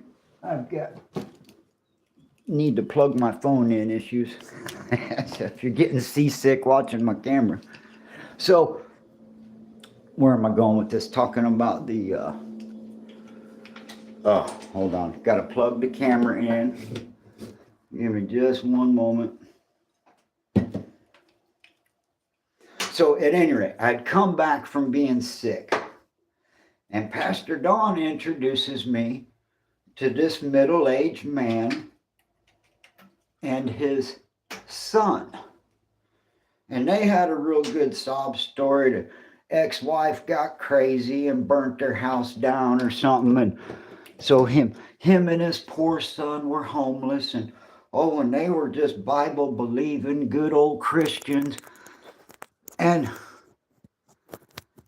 that was, so they introduced me to this guy, and he had this cast on his arm, and it's like 10 o'clock at night. And, we're just doing a shift change. Pastor Don's going home to sleep. I'm clocking in to be there all night, make breakfast in the morning, and make sure people don't kill each other. So this man that he introduced me to with his son had been helping fill in my job while I had been sick for the last couple of days. So we had gotten to the point, like I said, there's about 200 homeless people in the church. And they were all over it. Oh, there'd be 4 or 5 people in a Sunday school room. We had like 30 or 40 people in the pews. There were people upstairs. I mean, there was just people everywhere. I mean, there was 200 people in this little church. And a couple hours go by, and I walked past the Sunday school room where this guy with this cast that had been doing my job, that introduced me to his son, they were doing meth in the Sunday school room. And then they still didn't really realize who I was. I just looked like some other homeless guy. They didn't realize I was actually with the church, you know. They just thought I was a volunteer like them, whatever. And I seen all that, and this weird girl come out of there. She was so high she couldn't walk straight. And I was like, oh my Lord. And I was like, okay, that's going to happen no matter what I do. Can't throw these people out in the middle of a blizzard. Going to have to let this ride unless they start acting real stupid, right? So then I go back to the kitchen and I'm looking at what we need, get thinking about setting up for breakfast. And this guy with the cast, with the son, comes back, and he was there in that Sunday school room where that girl came out of there all high on meth. I know they were smoking in there because they were straight when they went in, right? And he's got another young man with him, completely different kid. This guy was so high that he forgot that he had just been introduced to me by Pastor Don 4 hours ago. And now he's in the kitchen offering to help. He's like, oh, I got my son with me. Like, oh, is that, you got 2 kids? No, this is my only son. But it was a different kid. And this kid was asking me to use my cell phone so he could call and transfer his banking account into this man's name. So if you're putting 2 and 2 together, this is the moment I realized these are the people taking children to Alabama. This kid that was supposed to be his son, his second son, he was only supposed to have one, but he introduced 2 different young men to me as his only son. I get on the phone, I call Pastor Don, I said, hey man, have you been paying attention? Do you understand? I said, hey, which one of these kids did he introduce to you as his son? He said, oh, this kid. I said, well, he just introduced another kid. He had 2 kids. No, he's only got one. I said, well, this kid's been asking me for my cell phone all night so he could transfer his bank account into this man's name so they could go to Alabama to this ranch. And of course, oh, the ranch, Alabama, what? See, this is what we knew from working with the cops. Children were disappearing, right?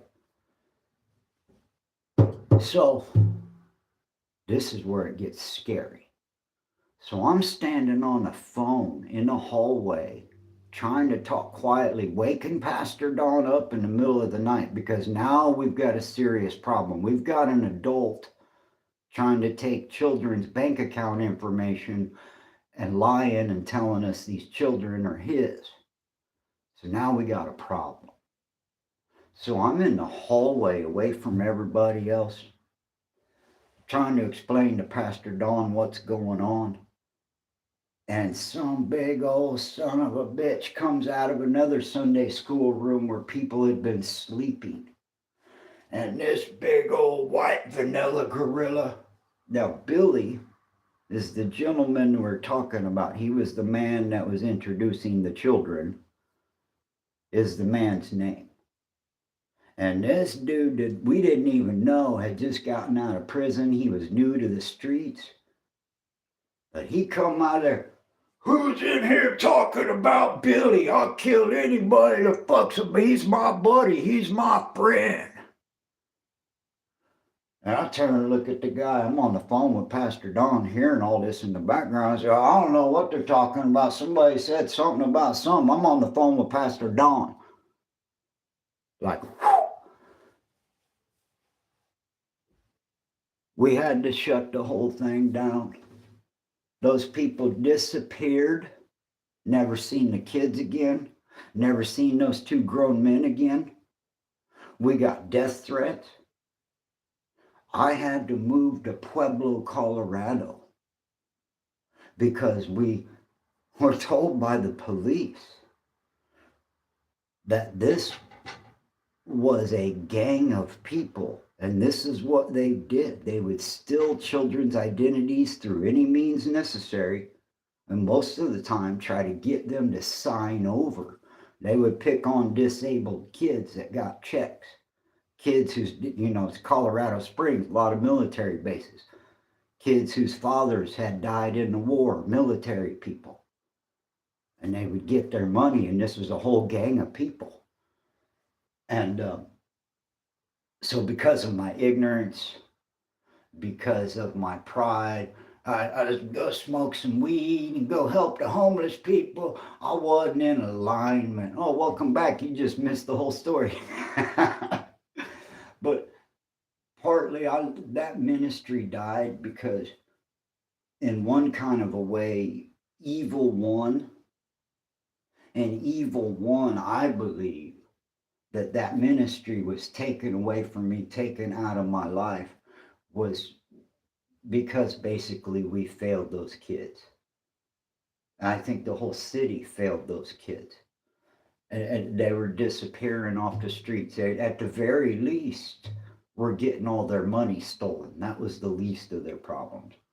So, in the background of all of that, I was really fighting my ego. Oh, look at me. I'm a good guy helping the homeless. But at the same time, I'm over here talking to people like, yeah, you should really try to get off the drugs. Right? Hypocrite. I had no witness. That I was just some cool guy that shared my cigarettes. They didn't give a shit about all that. And so God needed somebody a little bit more mature to fill that position, because that was, through that process I learned that, you deal with the homeless community, you're taking your life in your own hands. And if it's not a God blessed ministry, and if it's not led by God and empowered by God and instituted by God, then you might be playing with some real evil. And so I've seen real evil fight against real good. And in those days, I was such a weak, watered down Christian, I didn't understand. I thought all I had to do was show up and participate, and it would all be better. No. If you're going to show up and participate, you better have your mind and your heart aligned in the right place. You better be empowered to do what you're doing.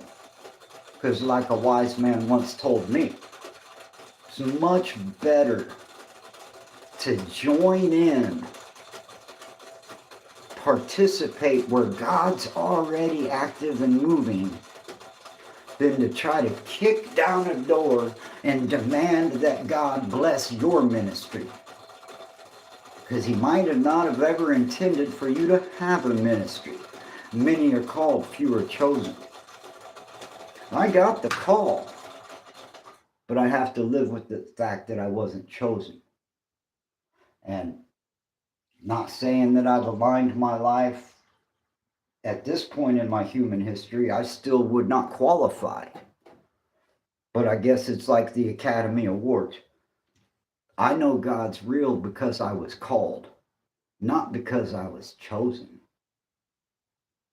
See, I chose to disqualify myself by not being accountable to the Lord for the things he had presented me. And because I was not in alignment with God's will, even though I was doing good,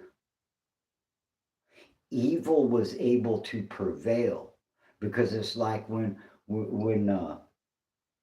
those disciples went and tried to get that demon out of a man, and the demon just laughed at him and says, Jesus, I know him. Paul, I know him. But who are you? You're nobody. That demon was like, I'm not an authority over you.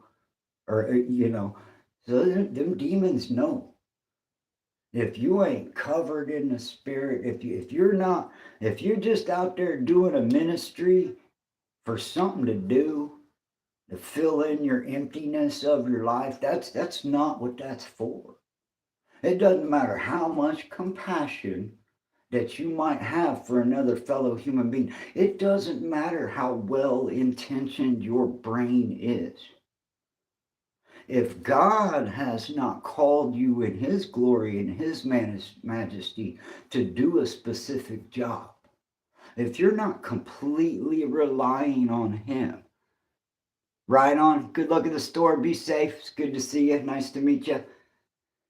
And if you're not relying and drawing all of your and this is within ministry, this is serious stuff. You see a lot of people out there, they think being a pastor is just a career choice. Like, oh, do I want to be a doctor, a lawyer? Oh, maybe I thought about being a pastor. I got my doctorate in divinity. I've read all the books. I can orate. I can conversate. But is it God's will? Are you kicking down doors, trying to do good, when God may want you to do good in a completely opposite direction? So, when it comes to being in ministry and the seriousness of that, it should not be taken lightly. I made that mistake. I thought, well, surely God would bless us. We're doing a good thing. People got hurt. People disappeared. People got away with doing a lot of stuff they wouldn't have normally have gotten away with if we weren't so kind and accepting of the homeless community and their fucking drugs. We were too tolerant. We didn't stand on the Word of God. We stood on the word of compassion, and that only gets you so far. And it kind of seems like, looking back, we were never supposed to be there in the first place. And so that is what I would talk about, is that ministry is a good thing. And God calls many people to do it. But if you're not equipped, if you're not willing to go the distance, if you're not willing to surrender your whole and total self, to cross over from being a pew sitter and a faithful prayer to being somebody, roll up my sleeves and start bringing goodness to the world, if that's not blessed by God, then you have to accept the fact that at the end of the day, that's your ego. That's you wanting to feel good. That's fine. You want to participate in the world. You want to do good things. That's fine. But don't call it a ministry if you're not truly called and equipped by God for that ministry. It's fine to help people out. It's fine to be a blessing. But you cross a line when well, it's a ministry. We help a lot of people. No, and so there was a little bit of ego involved with me. Of, oh, look how good I am. And it's crazy, psychotic way. You go and you spend 12 hours doing ministry, praying with folks, and really trying to speak from a biblical perspective and try to really be compassionate and listen to some really horrific stories. Men that have been tortured in prison, and women that have been held captive and used for all kinds of mean, scary, nasty things. And you'd be praying with these folks, and you really feel like you're in a movement, and then you go home and you argue with your wife, and you're just another regular son of a bitch, eating dinner, smoking weed, arguing with your wife. You're not blessed for that. All that stuff, all that ministry drained me because I was on my own power. Now, God's not mad at me for wanting to do good, but that wasn't the ministry that He called me to do. And man, I'll tell you what, I kicked those doors open. Oh, God, let me help you. And God is like, oh, I got this, man. I have a whole nother plan for these people. You're messing up my process, boy. Is more the case. And so the lesson here is that, just to restate it, ministry is that serious. When you undertake to do God's will in the world, you better make sure that's God's will, because the enemy will treat you like a joke. The darkness will come out of all kinds of places and challenge you. And if you're not truly equipped and truly prayed up and truly under the will of God, well, then that opens you up for spiritual destruction, because the enemy knows the rules that nobody told you, because your ego wouldn't allow you to really accept the seriousness of what you're undertaking. So don't approach ministry lightly. And I don't care if it's reading a Bible to little tiny children, or if you're a 80-year-old pastor praying over women at a church. It doesn't matter. If many are called and few are chosen, God wants us all to do good. But for some, and in particular, certain people are equipped with certain ministries, and that's God's will.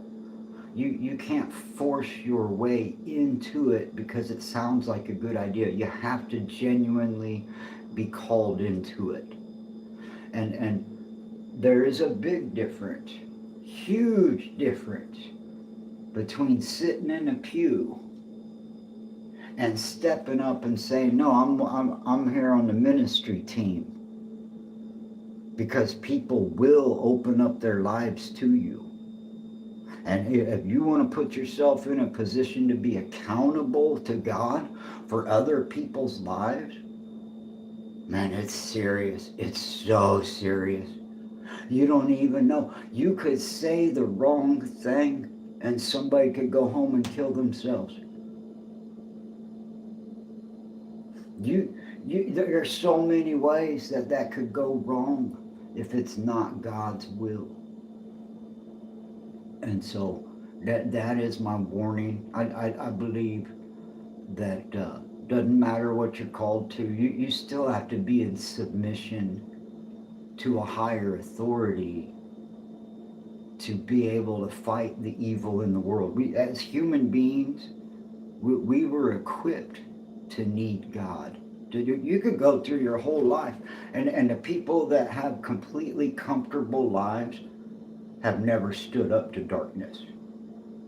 Because why would Satan mess with somebody that's not in the game? And if you step up and want to try to be a do-gooder, you'll get on Satan's radar. You will be on the enemy's radar. And so, and you never know how unstable other people might be. And so that's a whole story of my life in Colorado, of how we discovered and was able to name the people involved in some serious child trafficking, the stuff nobody wants to believe, all this Jeffrey Epstein stuff. Nobody wants to believe it's real. But I'm telling you, me and Pastor Don seen it up close and personal. We seen the people. People coming out of prisons used as security guards, taking children's money. Hey, y'all think your children are not safe at school? You think about that teenager that's waking up in a homeless camp right now, is scared to leave his tent because there's junkies and thieves and crackheads and all kinds of mean, nasty stuff between him and the soup kitchen. So how do you help these kids? You know, that's how my journey started. Was, man, we got to help these kids. And so I've seen up close and personal the children distribution system, how they end up with people like Epstein. I've seen it. I've seen it at the street level. I've seen the enforcers. We've been threatened by it. And you know, I've heard other very victorious stories where pastors were able to go and claim people that certain witches covens and you know, sex slaves, you know, and pastors were empowered by God, and there was no defeating that. And those people that they rescued were saved, their lives were changed in like real impactful, meaningful ways. See, those are people that are equipped for it. We were just a bunch of amateurs swimming with the big sharks. And it didn't take but about a year and a half, 2 years for the big sharks to chase us out of the whole ocean because we were not equipped. We were working hand in hand with the police. We had a budget of a whole entire church. We had funding from the city. We had everything we needed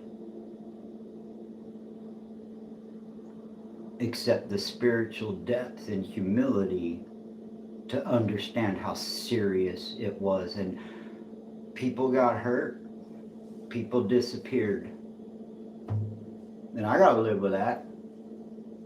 You know, you have to give up a whole ministry because a prison gang that steals children is threatening. My job at the time was to walk through homeless camps and help people. I had to move to a whole new city for safety.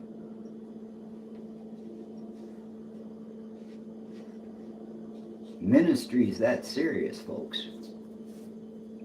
Don't mess around with places. And that's why, you know, anybody that's fully, actually, truly involved in real ministry, they probably won't tell you about all the little darts and slinging arrows that come along.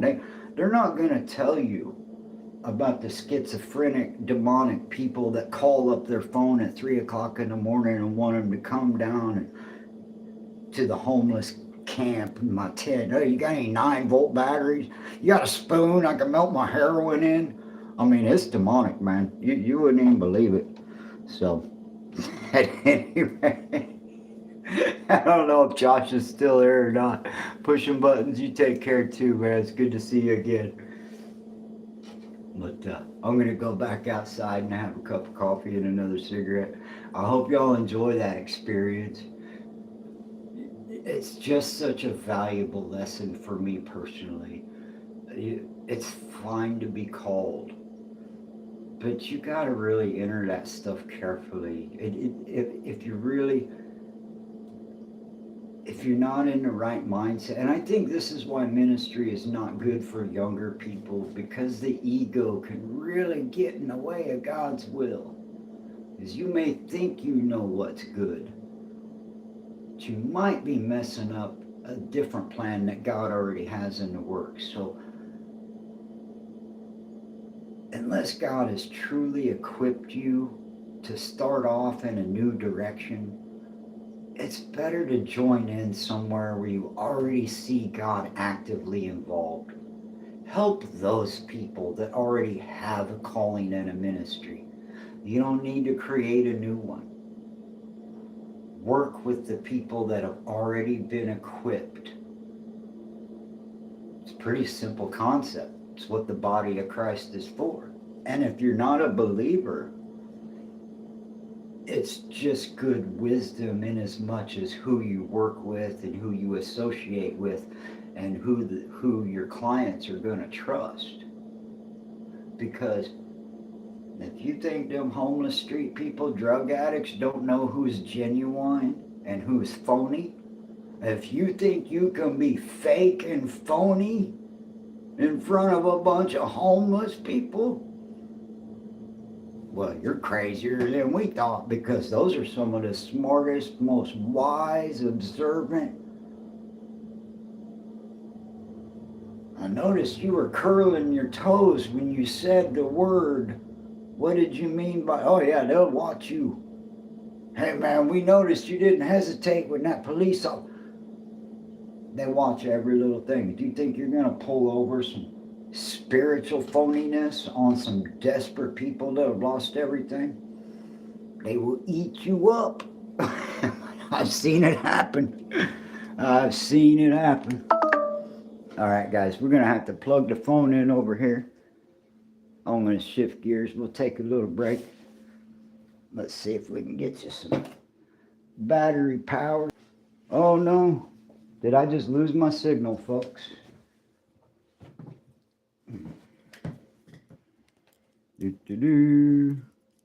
Plugging in, plugging in. All right, we are plugged in. All right, give me a couple minutes to regroup. Living all that got me sweating. That was a crazy time in my life. And I'd do it all again in a heartbeat. If I really knew how to do it right, I would.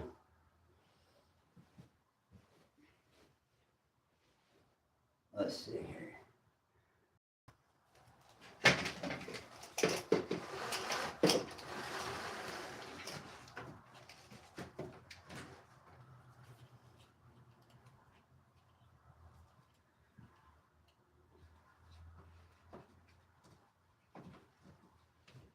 All right.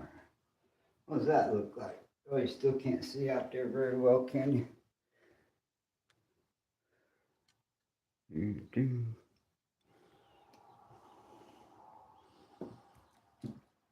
Yeah, might have to get a different cord. Let me get my other extension cord out so I'm not stuck to the wall here. Be right back. We're still trying to get set up. There's nothing big about to happen. I'm just trying to keep my power going.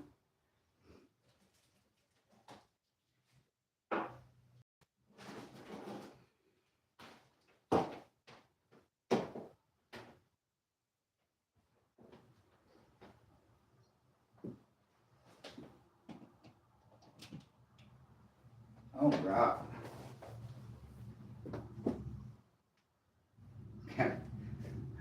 Gotta get the big extension cord so I can travel through the whole house. Ain't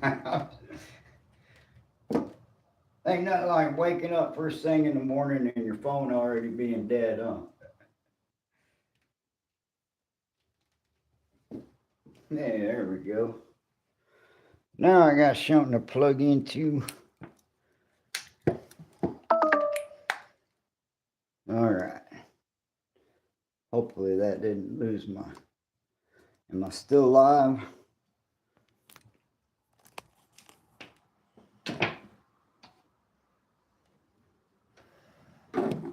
Yeah, it'd be cool.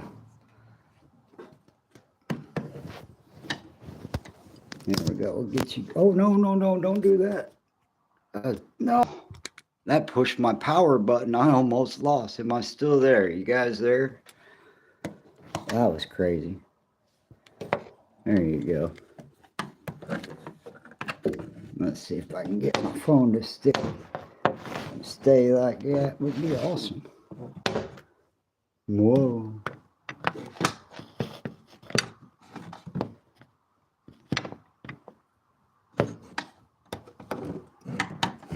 That gotta be annoying. I'm just trying to set this up. Oh, here, I know what I can do. Hold on. Technical difficulties. It's always the damn tripod.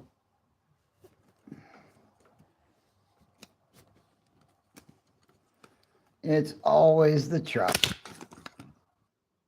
You still there? All right. I keep hitting the button. There we go.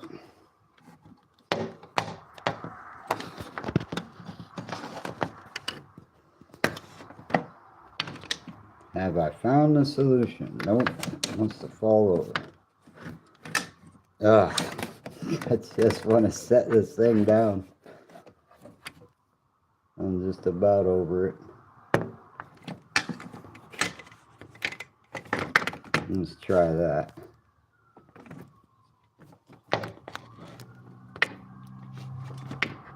Oh, it's just not going to work. I cannot get this thing stable. And I'm tired of messing with it. No, it is what it is. Sorry for all that. I was trying to get my tripod set up on my windowsill so I could go hands-free. Look, I just want to go smoke a couple cigarettes and smoke a little more weed and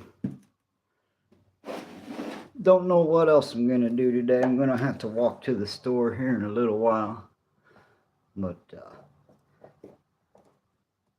yeah, saving a lot of money living here. I can only buy enough that I can only fill up my backpack at a time. So, you know, I'm not buying shit tons of junk food and extra stuff because there's only so much space in that backpack to walk home from the store with. So, I've been...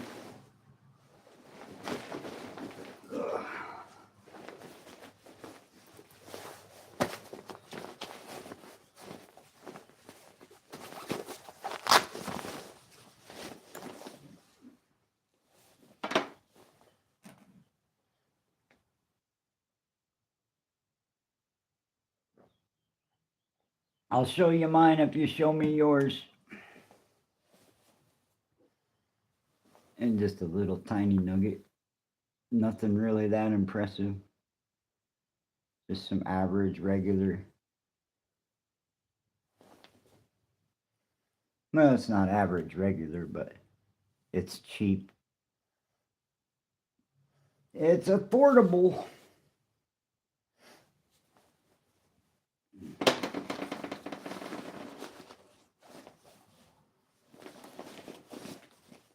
All right.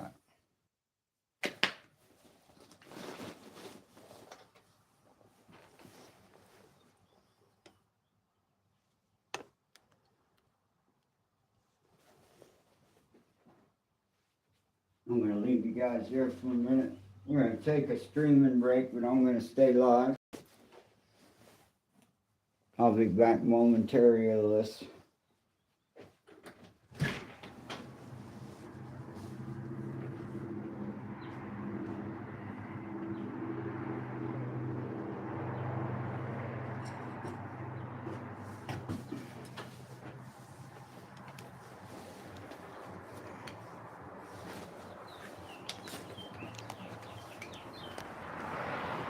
Alright. Whoa. Alright, now you guys can see outside. Got my extension cord hooked up.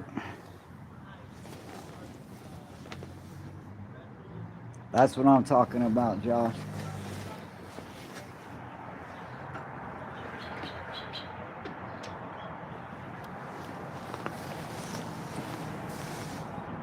I just had to buy that new one. I dropped my other one on the damn sidewalk a couple weeks ago.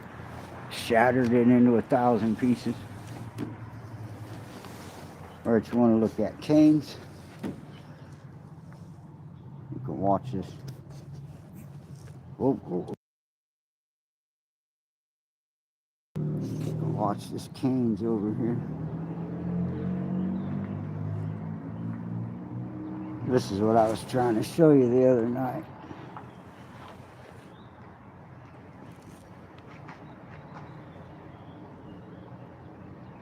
Man, I watched a girl crash on her little moped scooter the other day. The thing folded in half and she went flying across that intersection. I think she broke her arm. It was crazy.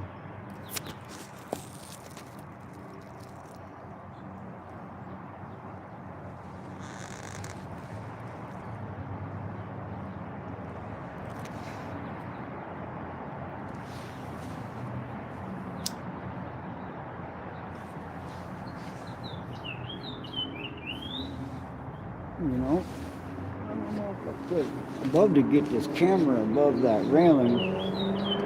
I'll just hold it up there so y'all can see the world.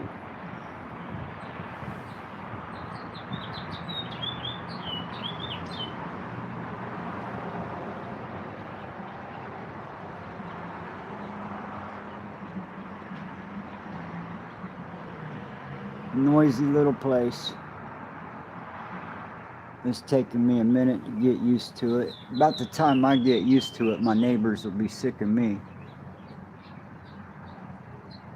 Oh, what's a guy to do? There's a little alley, damn laundry mats just on the other side of that. Little convenience store. Walmart's less than a mile away. Grocery stores less than a mile away. Everything's real easy to walk to here.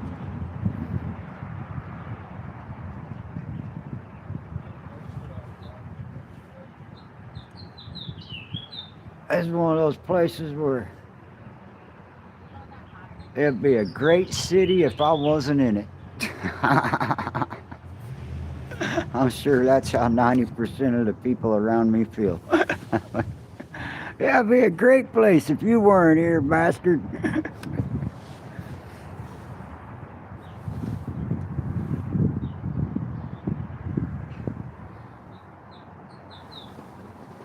Alright, put a 1 in the chat if you're waking and baking with me. It's wake and bake time, folks.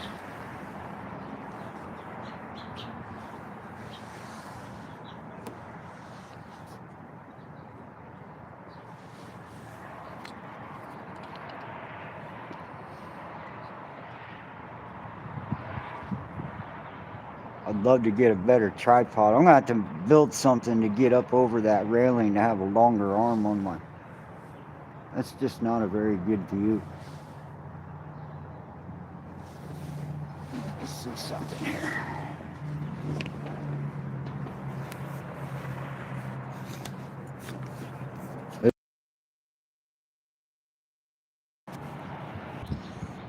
Hey, I'm back. Sorry about that, guys. Having technical difficulties. I was trying to put the camera up on this pedestal, and it slid down in the tripod on the power button and turned it off. There, I'll flip you guys back around and try to get you a view of the city. Well, I appreciate y'all sticking with me through my... I'm surprised to see you still here. Thanks for not leaving.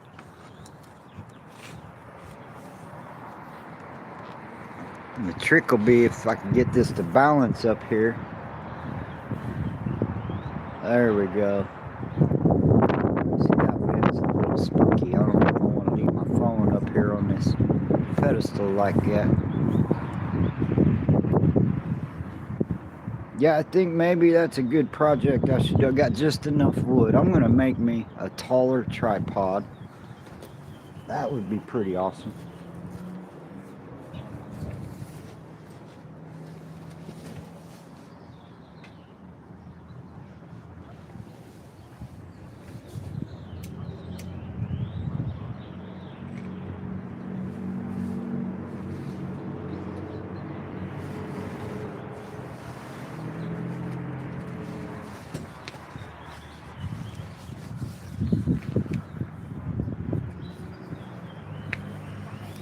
We're looking at the intersection here in Lawrence, Kansas, just watching traffic. Nothing exciting. Oh, look, here's some of our favorite people. There they come. They come and yell and scream into the microphone all day.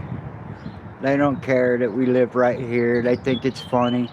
It's all a big joke to them. They just want to yell and scream. They don't really care who they're bothering. They're oblivious to it. They're oblivious to it. Whoa. There we go. If I can get that to stay like that, that'd be cool. Alright, I'm going to let you guys watch the traffic for a little bit.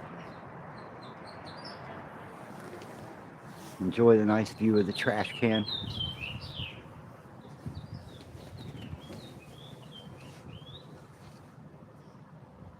Eventually he'll come along. He'll come check that trash can, and then he'll come jump over here. He'll be up on this porch in a little bit.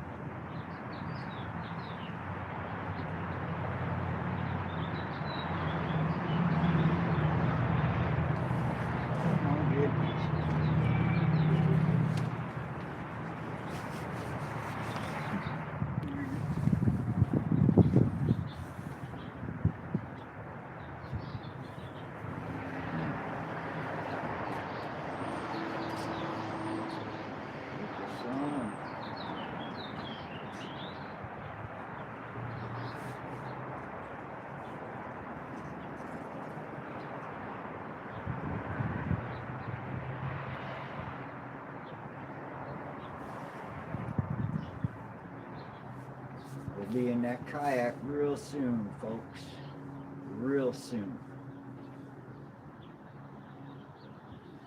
Heck, I could go anytime I wanted if I was willing to deal with these overnight temperatures. I'm kind of getting spoiled. I'm getting old. I'm getting tired of having my feet cold. I'm going to let it warm up just a little bit more.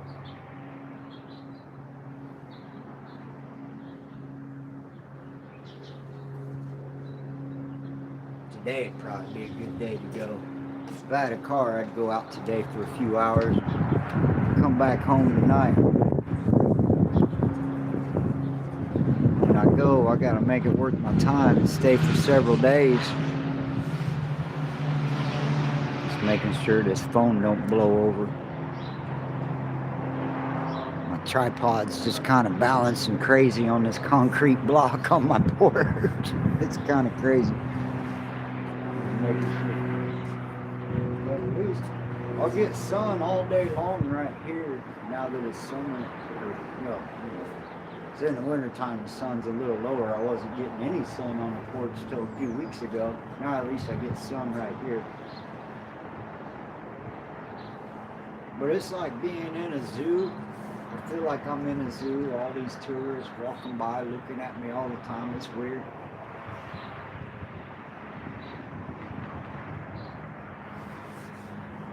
I spilled coffee on the porch the other night. I gotta scrub that off. It fucking stained it. Now my porch looks like some white trash. Idiot spilling coffee everywhere.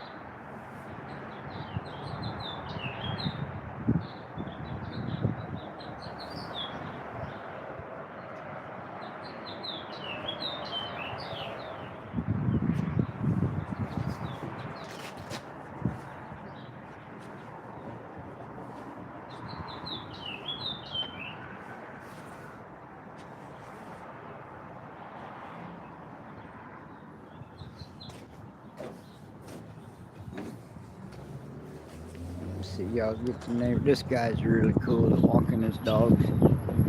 He's got these cool dogs. They seem real sweet. He seems like a pretty nice guy. I said hello, talked to him a couple times. I'm not gonna film him, but maybe unless he lets me, I might ask him.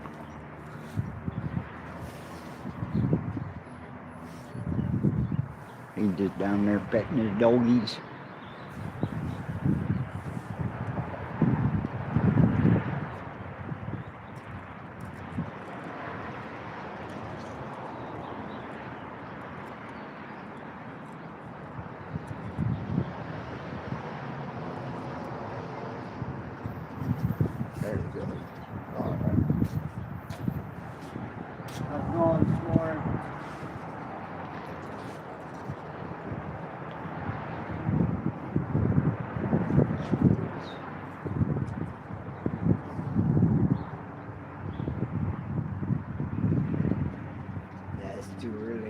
that poor guy alone. You don't want to mess with him.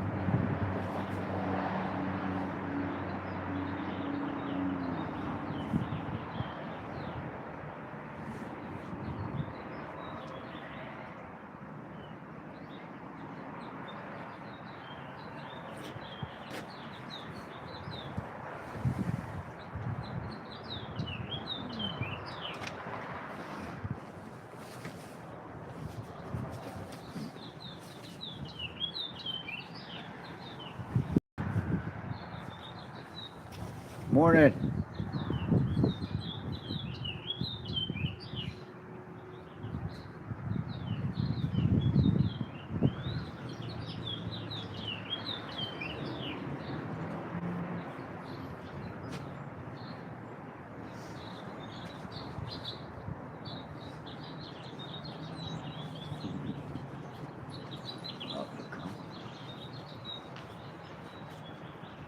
Hey, you're live on YouTube.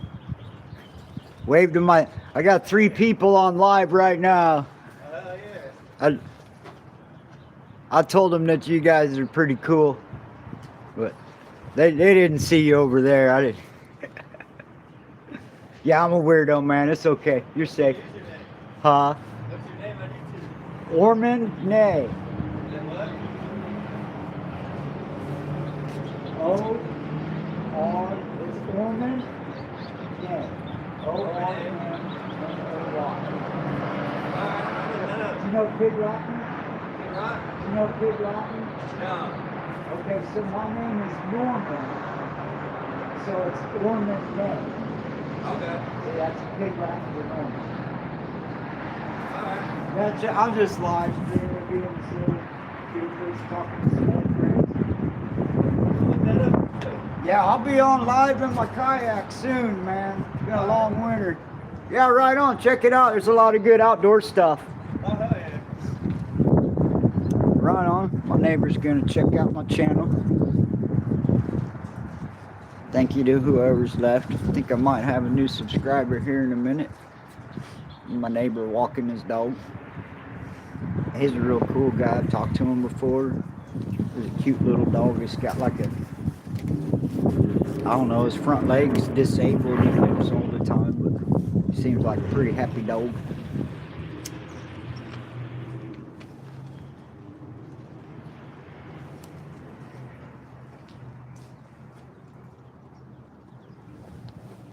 All right. Well, guys, I think it's time to go back in for a while.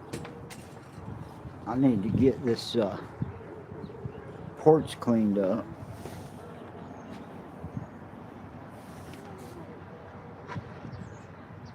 Here, we'll listen and make sure they get that coffee order right.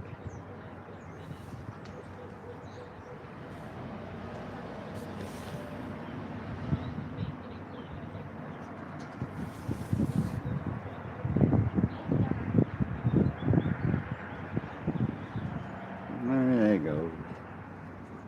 There they go. To go drink their $9 coffee. Man, I couldn't even justify that. All right, folks. If you get seasick, squint your eyes. We're gonna be moving around for a minute. Whew. I'm just trying to make sure that I stay plugged in. I had some technical issues a little bit ago. Push in, you're still here. I thought you left, man. I'm just hanging out being a goofball. Really, honestly, I'm live streaming for the hell of it because I'm tired of sitting around with all my thoughts in my head, and I want to gather some evidence and show these people. But I think they've actually, you know, you guys sat here outside with me all that whole time. You didn't really hear that drive-through. And if you go back and look at that video and hear how loud it was, I think I finally made a difference. I made them ladies call the police on me. I sure did. I didn't threaten nobody. But I told them I was gonna. This is what really made the big change. Is I called them up and I said, "Man, you guys are dumb. I said, every single one of your customers has to drive right underneath me. I said, I could stand at the end of my porch and hassle your customers. You won't have nobody coming through that drive through. And that's when they called the police on me. Right on. Oh, right on. Yeah, I'll probably be doing, like I said, I'm also trying to get back in the groove with I've been playing, I still play a lot of music. I've been playing a lot of piano, but I just haven't been recording any of it. I've done, built a stained glass window. Yeah, they are. They are. But I built a stained glass window for my mom for her birthday, but I couldn't make videos or anything of it because she would have seen it. She watches my videos, so I couldn't show that. And then, I made this cart that I was pulling my kayak with.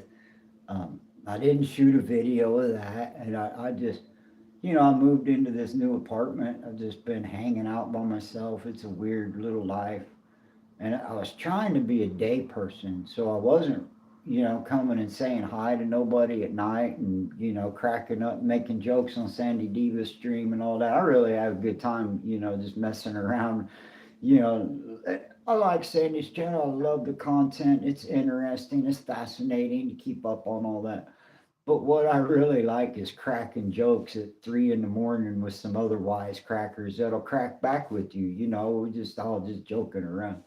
So I kind of miss all that. And the only way to prevent being triggered, oh, I really appreciate that, Josh. I've got some more that's I think I've made a bit of an improvement in the last few months. I've been playing a lot more and better music, in my opinion. In my opinion. So I'll be downloading some more of that soon. My neighbors just don't like me playing the piano, and I've been real self-conscious. You guys know I've been through a lot. I was living in that kayak and living in that shed when I met all y'all.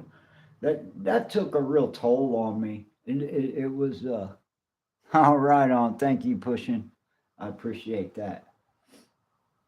So like, I've officially not been homeless for 2 months, and the part that they never tell you, when you do finally get your shit together, then you got to go sit down somewhere quiet and you start feeling all the emotions, all the anxiety of the last couple of years, all the emotional trauma, and the isolation and the loneliness and all that. And so I moved into here all excited to start a new life, and that shit, man, it just hit me like a brick.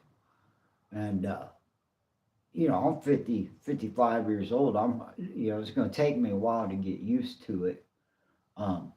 So I think we got the the scooters drive through. I think we've finally gotten through to them. That took a couple of months, and the police and the code administration and the whole big police at my house talking to me crazy. But I think we finally got them to be quiet. And then the other thing that I'll never be able to fix is these giant industrial sized vacuum trucks that do all the parking lots adjacent to my building. You guys saw videos of that this week. That was yesterday, Friday the 13th. Um, those, the only way with my PTSD, I get triggered really. I wake up angry. And the only way to not, and then it'll mess me up for 2 or 3 days. And those trucks come twice a week from like anywhere from like 1 o'clock in the morning until 4 o'clock in the morning. You'll hear those. I mean, it's loud, industrial sized vacuum trucks, it's like a full on city street sweeper truck. And the only way I'm going to be able to avoid having a peaceful life and not being triggered by that is by staying up late at night and not being woken up by that. I don't think I can ever get used to that. So I've gotten it to where at least scooters will be quiet enough where I can sleep during the day. and and then but I did now here's how crazy I am. And right, just trying to work with my disability, trying to weaponize my fucking weakness. That's all I can do, really. But I do have a better idea. And I'm not as motivated as I am entertained by the thought.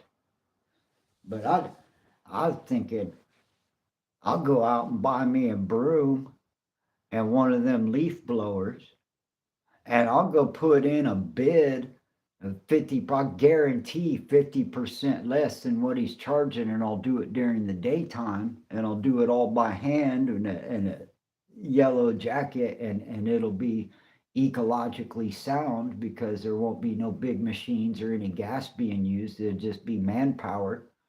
And I'll clean their parking lots, and I'll outbid that son of a bitch. There's more than one way to skin a cat, you know what I'm saying? I don't know if I'm that motivated, but it sounds like a good idea, because I guarantee you I could call those people up and find the owners of those buildings and be like, hey man, I'll take 50% less. We'll put a bunch of, we could turn it into a volunteer project for people that need public service hours serving probation and shit. And they get public service hours cleaning parking lots. And we'll outbid the fuck out of that guy. And then we'll give all the money to the homeless people and laugh in their fucking faces when that guy ends up homeless because he thought he could have a career where he could drive a vacuum truck around all night waking people up. But probably what I'm going to do is just build a bigger boat. If anybody that knows me, my life path is headed towards the water. I've built several little experimental floating vessels and a couple of small boats and a bunch of other little experimental stuff. So I've spent years trying to figure out weight, density, buoyancy, shape. And I feel pretty good about the fact I could be dropped off in the wilderness with a couple of knives and a tarp, and I could come paddling a tarp made canoe or a tree bark canoe. There's several different ways. I'll melt down I'll go walk up to a highway and chunk a bunch of asphalt off and use it for glue. I'll build a damn bird nest canoe. I don't care. But I think about these ways not to get over on people, but just to beat the system. And a normal person that's worried about money and success and normalcy, the smart man they'd go start their own business and outbid this guy and shut that shit down. And me, it's like an old hippie. I met this old hippie one time, and he had a tattoo right here on his chest, and it was FUJJIMO,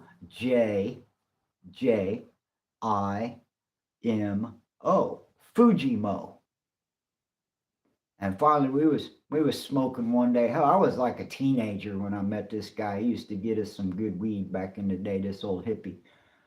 And I asked him one day, I said, hey man, what does Fujimo mean? Is that like your last name or something? And he said, no, man, it's an acronym.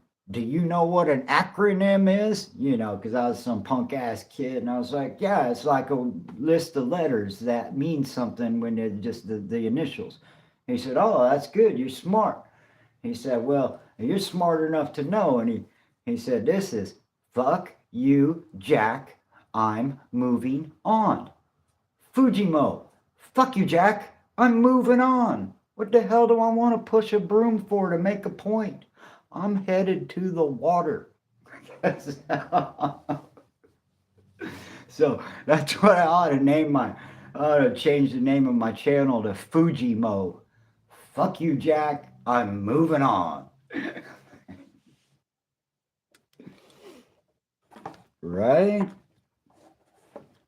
Yeah, when I was a younger cat in high school, when I dropped out of high school, you know, in Kansas City in those days, there was all kinds of cool ass hippies you'd run into everywhere, man. You'd go hang out with the hippies and listen to some groovy ass music, jam on the Grateful Dead, and get you liquid acid, man. We'd get a fucking vial of that shit for $100 and little eyedropper liquid shit. Oh man, we get 100 lot for $75 and turn that into $150 and trip balls, man. And these hippies were cool as fuck. You'd go over to their house at 3 o'clock in the morning and like fucking birthday cake and be like, "Hey man, just brought everybody some cake to eat." And they'd fucking smoke you out. You know, fucking give the cake to the dog. You know, fucking. Y'all ever seen a hippie's dog? Like a bag of bones on the carpet. You know, they've been eating the crumbs from the tray. But yeah, so back in the day, I hung out with a lot of older hippies that,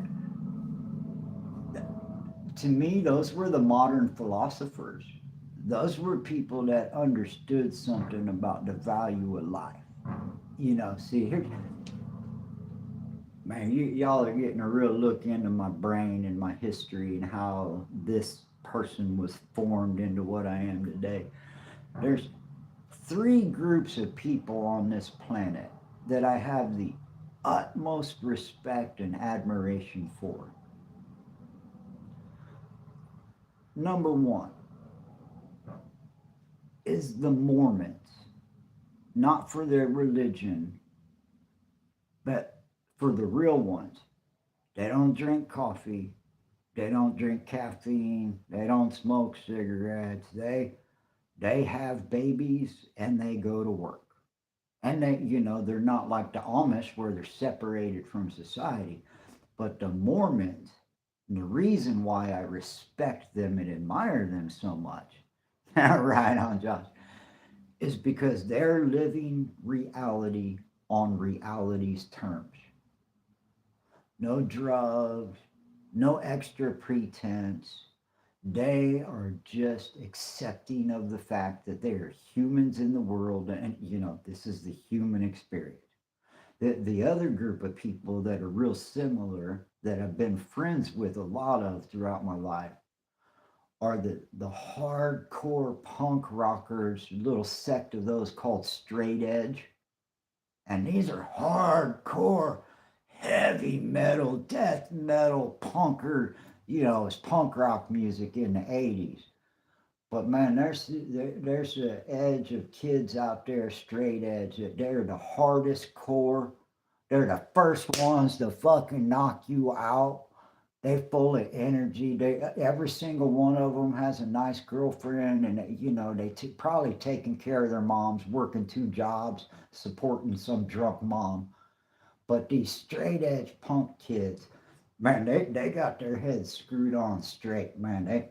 And they know how to fucking party, but they don't get drunk and they don't drink and they don't do drugs. They like the rawness and the punk of the raw dog life. Like their whole lives is on hard mode, just raw and square and straight as can be. Yeah, they are hard to figure out. And then another set of people that I really admire are the hippies, because they're like the philosophers of my early childhood. These are people that, you know, you buy weed from and you sit down, and because back in the day you went to go buy some weed at somebody's house, you're going to sit down and smoke and hang out for an hour because you ain't going to come and go because we don't want to look like drug dealers, right? So you're hanging out with your hippie friends. And they taught me, and these are people with American flags hanging in their living rooms. These are people that putting daisies into gun barrels. And to me, those were the modern philosophers because they understood that the modern world, all this lightweight plastic microwave dish trays, fucking everything, is all bullshit. It's all a charade to distract us from the reality of the world, which is actually a really beautiful, peaceful, harmonious thing. And it would be, except that there's humans involved. So, but the hippies understand that this is all just bullshit and none of it matters. And so I really respect them for that. You know, and see there's the obvious choices. Obviously, I respect a good, hard, dyed-in-the-wool Christian, God-fearing man. That's right on pushing. Th- those people, those are the obvious ones. You know, the Marine whose father was a Marine, whose father was a Marine. Yeah, those are obvious ones. Everybody, those people are easy to respect. That's normal. But like I said, there's a few groups of outsiders that have really formed my youth, people that I hung out with, people that were really deep thinkers and artists and musicians, and people that did not give a shit about a 401k. You know, people that, like us poor people, we all are kind of happy because we know we ain't never going to be homeowners. Come on, man. We just getting through life. We'd be lucky to own a boat. so, so there's people on the fringes of society that I always remember and consider, and this was this way for thousands of years. You know that there was a philosopher called Diogenes that was around when and had actually met and is famous for having. He basically looked Alexander the Great dead in his eyes up on his horseback and said, "Yeah, I'm more free than you are." And Alexander the Great's like, what are you talking about? I own the world." And he's like, "Yeah, but oh, look, guys, big, beautiful bird on the eve of the window." Oh, and he's gone. So this guy told Alexander the Great, like, "You're a slave." And of course, Alexander the Great and around with all his horsemen and his army, and they're riding through this town. And they're like, "You're lucky I don't kill you, but I'm curious. Why? What do you mean I'm a slave?" And he said, "Look at me. I ain't got no home. When I'm hungry, I go in the woods and I hunt. When I'm thirsty, I go down to the river and I drink. When I'm horny, I grab a girl." I mean, it's kind of wild. He said, "I don't worry about where I shit or where I piss. Ain't nobody gonna stop me. I'm a free man. I can do whatever I want. Don't nobody pay no never mind to me. They'll walk right over me in the streets. And I can do whatever the fuck I want because nobody cares about me. I'm a free man. And you, Alexander the Great, up there on your high horse in your polished armor, surrounded by your army, you couldn't get off of that horse without 4 people up your ass. You can't go nowhere because you done crossed the Rhine, right? You done crossed the Rubicon. You can't do shit without your generals. You probably couldn't even get off your horse and walk home safely. You're a slave to your own life. And Alexander the Great was so impressed by his, didn't give a fuck about his authority. He's telling them like it is. Those are the kind of people that I have been attracted to in reality in life. For is, you know, that to me, that's what real freedom is. Fuck you, I don't give a shit.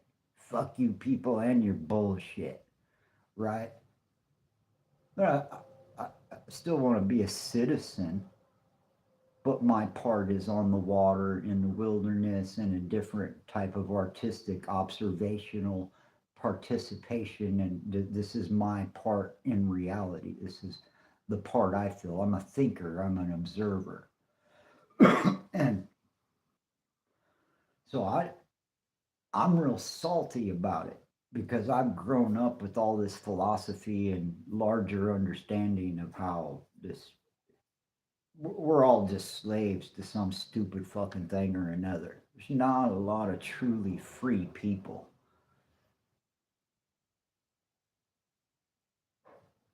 All right, on. Feel free to clip that, man. Yeah, yeah. I'm not gonna erase. The only reason I erased previous streams was because there were like technical glitches and stuff. Thanks, guys. But I do, and it's like I told that cop. So I didn't do nothing illegal, and this guy is really cool. He practically wanted to be friends with me. He was we was talking about all kinds of other stuff. I said, man, you and I both know. I said they've been harassing me for a couple of months, and I showed them 20 minutes of civil disobedience, and look, and you guys are at my door protecting a corporate entity. So I respect the rebel. I respect a man with nothing to lose. I respect a man that don't give a fuck, right? Like not in a negative way, but those are people that have real freedom. They don't care about you. Their bosses ain't gonna talk to them sideways. They'll go get another job. Don't block the door on the way out. They will punch you in the face. Right? So these are the people that I have in my saltiness and in my anger issues. I try to keep in mind that most of the constraints that people are trying to get you to live by are merely just philosophical facades of fakeness. They're not, you know, you hear the term virtue signaling. That's virtue signaling on steroids. Is most people's daily life. And you know, I'm like, could you imagine being superstitious? Like that's not freedom either, right? So all of my heroes are some of the most free people. And I watch documentaries about these people that build boats and sail across the ocean by themselves. You know, mad lads that fucking walk across the country to raise awareness for the vets. Like, this motherfucker walked across the country. There's a guy that's walked around the whole fucking planet. JR, hello, welcome back.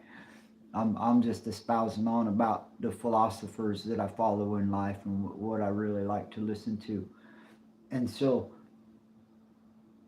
I live in a day and age now where I come out of the wilderness after living in the wilderness. And when you're in the wilderness, there's a lot of things that suck, but you're a free man by and large.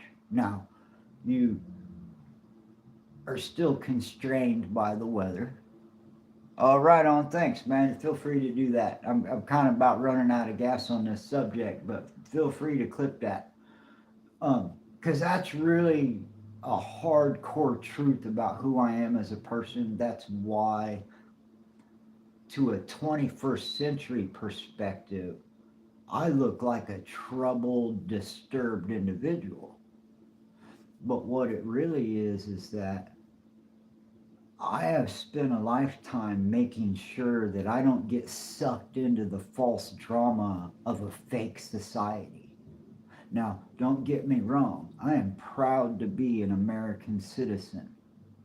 And it's kind of like the difference between I have every intention of following the Constitution. But don't come at me with your stupid rules and regulations that limit me from my freedom of choice on a daily, hourly, weekly, minute by minute basis.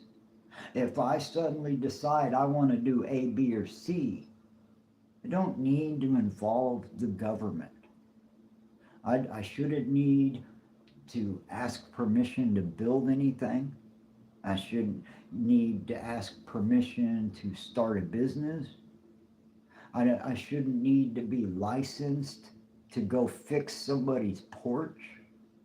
I want to live in a world where people take you at your word, and like that guy on that show, and he shows his real rough hands. I got 50 years of hard working, skilled labor hands. This is my resume. But what I'm talking to you now is my heart and my philosophy. And we live in a world where at the end of the day, that is not a consideration. That's extra, right? But we are, as a human race, we are people that 1,000 years ago, these concepts of philosophical meaning were much more important than the rule of law, because there's always been, there'll always be a subjugated people. There'll always be the poor and the low class, and that's really not a problem, because you shouldn't have to be a homeowner to have all the benefits of the Constitution, right? So if I wasn't in this little tiny apartment that somebody else owned, there would be a hell of a lot more that I would be free to do, and the certain powers that be would be protecting my rights, right? Like if it was another residential neighbor that was bugging me like this, they'd get a knock on the door. But since it's a business that makes money, they're going to try to apply these social engineering rules that aren't really laws. Calling a business and telling them to shut the fuck up is harassment? Nah. 100 years ago, if somebody shows up at your house and tells you, look, man, we've had enough of that, well, you better stop doing whatever that is. But now we live in a world, well, it's legal. Well, they have a right to do this or that. Well, that's cool. I don't care if it's legal or not. You and I both know it's wrong. And so, I'm not like 100% right in everything I do. But I do claim the freedom to be that way if I so choose. If I want to be a dick about something, what's it to anybody else? I'll deal with my own consequences. You need not be socially engineering me into a more appropriate behavior when my behavior is not the cause of concern. Now, and this is where this is all leading up to. If you've been following along, congratulations, because this is where it all leads up to. I live in a universe now where people can do me and have done great harm, psychologically, physically, mentally. And that's overlooked. That's, people don't say, oh man, sorry you've been through that. I can't believe that happened to you. People act like, oh, well, that's what you get, right? Like, what do you mean that's what I get? What are you talking about, man? I didn't. And they don't pay attention to the problems, right?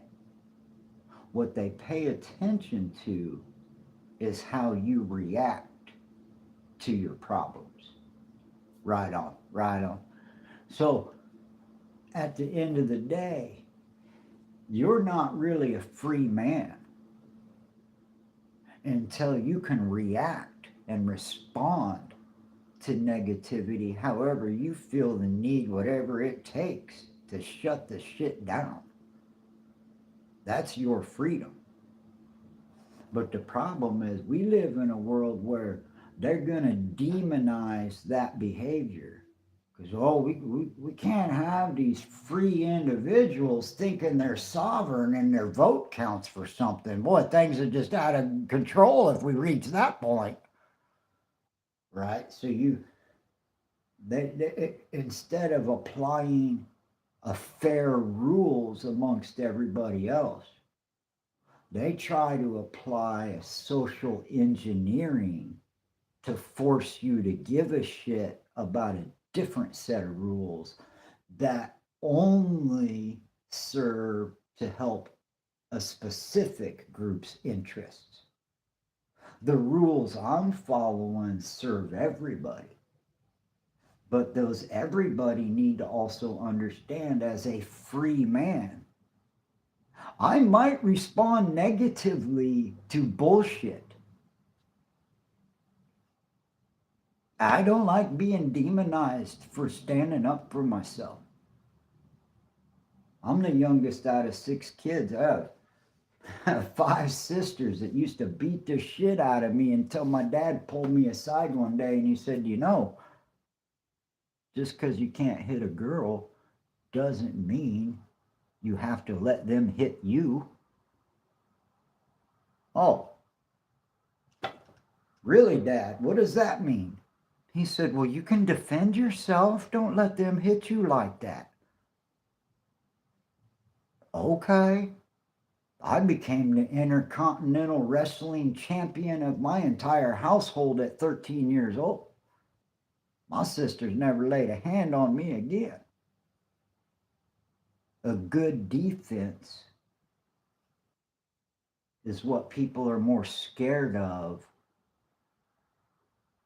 than a bad offense. You see how they'll overlook how we got to this point. They only care about how you reacted to them. Through their social engineering in this backward society, you're the fucking problem. You got an anger issue. Oh, I don't have an anger issue. You people have an overlooked too many wrongs issue. How does responding in a realistic manner to stimulus make me a bad person? Aren't you the bad people for causing the stimulation in the first place? You see what I'm saying? So they got the freedom to do that, but I don't have the freedom to respond to that. So I'm not really free, am I? I'm not going to be a slave to social engineering. I will die in the wilderness before I let their social engineering cause me to feel any kind of way about myself, because I've done a lot of things in life and I've embarrassed the shit out of myself doing some silly, goofy shit, but I ain't never ashamed. I'm not proud, but I am not ashamed. Do not let these people in their social engineering of a backwards world, why would you people even want to follow all these rules and regulations? They're not constitutionally viable. There's so many things going on around us, so many things that they make us want to put up with in society.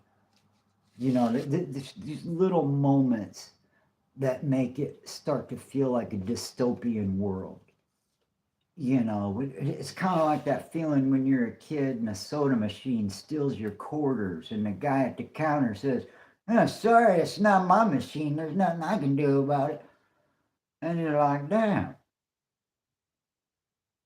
just out of quarter. You know, and that's what it's like out there, man. This society and this world will nitpick you to death because it thinks that you're playing along with the social programming.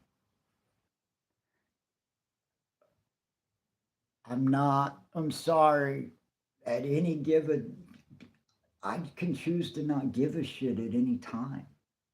I fully understand that I either have to, well, like I'm disabled, I have an eye disease, but I had a career, I was a working man. And the choices are, yeah, you got to have something. You got to either make money or you got to live in the wilderness. I don't believe in being the kind of homeless people hanging around the city getting freebies. I think that's crazy. I've been through that. It ain't no fun. But what this all comes down to is that people around you in their comfortable little environments would absolutely sue the pants off of you and call the police on you if you so much as looked them in the eye wrong. But they will persecute the shit out of you if you stand up for yourself and let people know you ain't the kind of person that's going to tolerate being effed with, right? So, all of that's to say that if I cannot respond to the stimulus of my environment the way I so choose, because I've never hurt nobody, not a violent man, I'm a pacifist. I ain't asking nothing from nobody. Paying my own rent and buying my own food. I ain't on food stamps. I'm not on public housing. I'm in regular, normal fucking living. I'm not going to have people tell me I can't have a cigarette in my living room from time to time just because I signed a lease that said I wouldn't smoke in an apartment. I'm not going to have people try to socially engineer me into a corner for any old weird little reason. Now, if I choose to be nice and polite because I may have some compassion on your perspective, that's my freedom. But most people can't handle being told, no, I'm not going to do that. I'm going to live my life. And that's where the problems start, is that you know in your spirit and in your heart that there's something that somebody in your life is really keeping you from being able to really be like what you want to be about. And if you got people making fun of your dreams, fuck them. You know how many people told me that that you could never make a living as a stained glass artist? My dad, my parents tried to stop me from it, and I had a whole career being an artist. And the world will tell you, oh, only very few people get to do that.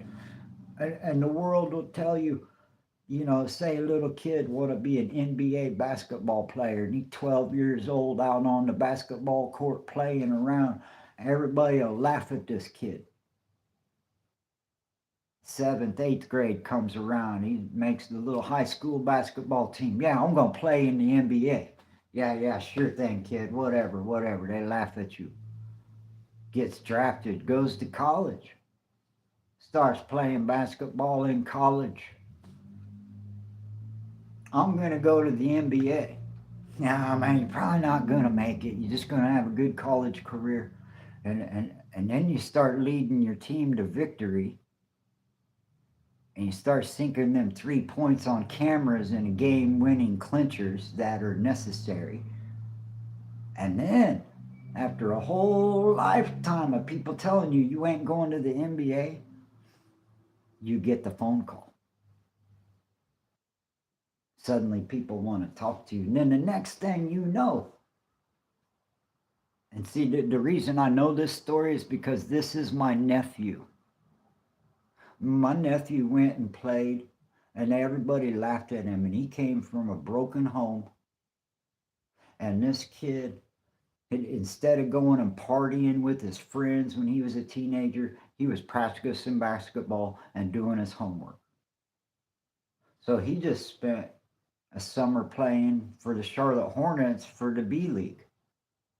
Then he just went and spent a year and a half over in Germany, becoming, on the European League, playing basketball over there. Damn posters all over Paris and everywhere with this picture on buses all over Europe and shit. Real neat.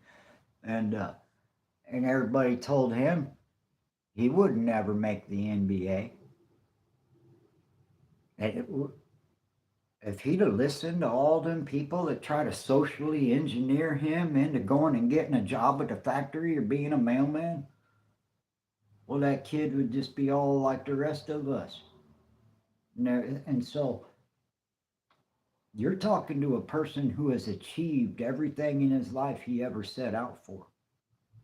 I the only thing I ever wanted when I first learned how to do stained glass, I spent years in preparation, and my whole entire goal was to be able to work for a fancy studio and go to these old churches and rebuild and be a restorer. And I did. I've fixed and repaired, and I had a whole career in like architectural stained glass, not like little hobby stained glass. I'm talking like buildings, churches, and spent a lot of time on the ladders and on scaffolding and lifts, and I spent a lot of time on the studio building and restoration and the artistic side of it. It's wonderful. Everybody told me, you're just a punk with a sketchbook. You're not even that good of an artist. But I had a whole career as an artist, and so I never let those people socially engineer me. I never let these people. I'll give up a little bit of my freedom temporarily because that's something I'm choosing in the moment at that time. But that's never set up to be a permanent situation. Freedom is so important to me. I have lost everything in life at least twice. Sometimes I'm on my third kayak. No, fourth, excuse me. I'm on kayak number 4. I've lost everything more than once, okay? And so I won't give up my integrity. I don't lie. I just don't. I just don't. I fucking hate liars. The world is too interesting. I don't care if people like me or not. I want to say it how it is. And I don't fuck around. Because I just want to have a good time. I just want to go to the lake and party. I don't want people telling me, I'm a 55-year-old man. You ain't gonna tell me shit. If I want to build a boat in my living room to go live in at the end of this lease, then I'll build a boat in my fucking living room to live in. I don't care. Kick me out. Do whatever you're going to do. Give me side eye for the next 10 months and make me feel uncomfortable. There's nothing I can do about all that. I'm going to live my life. I'm going to be a free man. And when I'm feeling weak about it, when I'm feeling sheepish about it, because y'all have that, you sit alone at 3 o'clock in the morning and you think, oh, well, man, maybe I should play by the rules. Maybe I should fucking, do this or do that. And you're like, nah, fuck that. I'll do it my way. If I'm going to succeed, I'm not going to build no more church windows. That's idolatry. Had to learn that the hard way.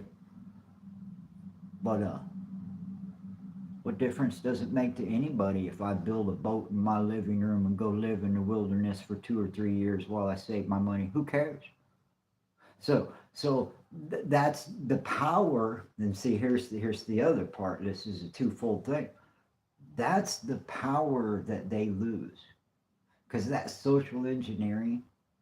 They think that you're scared of being evicted. They think that being thrown to the world is the worst possible fate. That's freedom to me.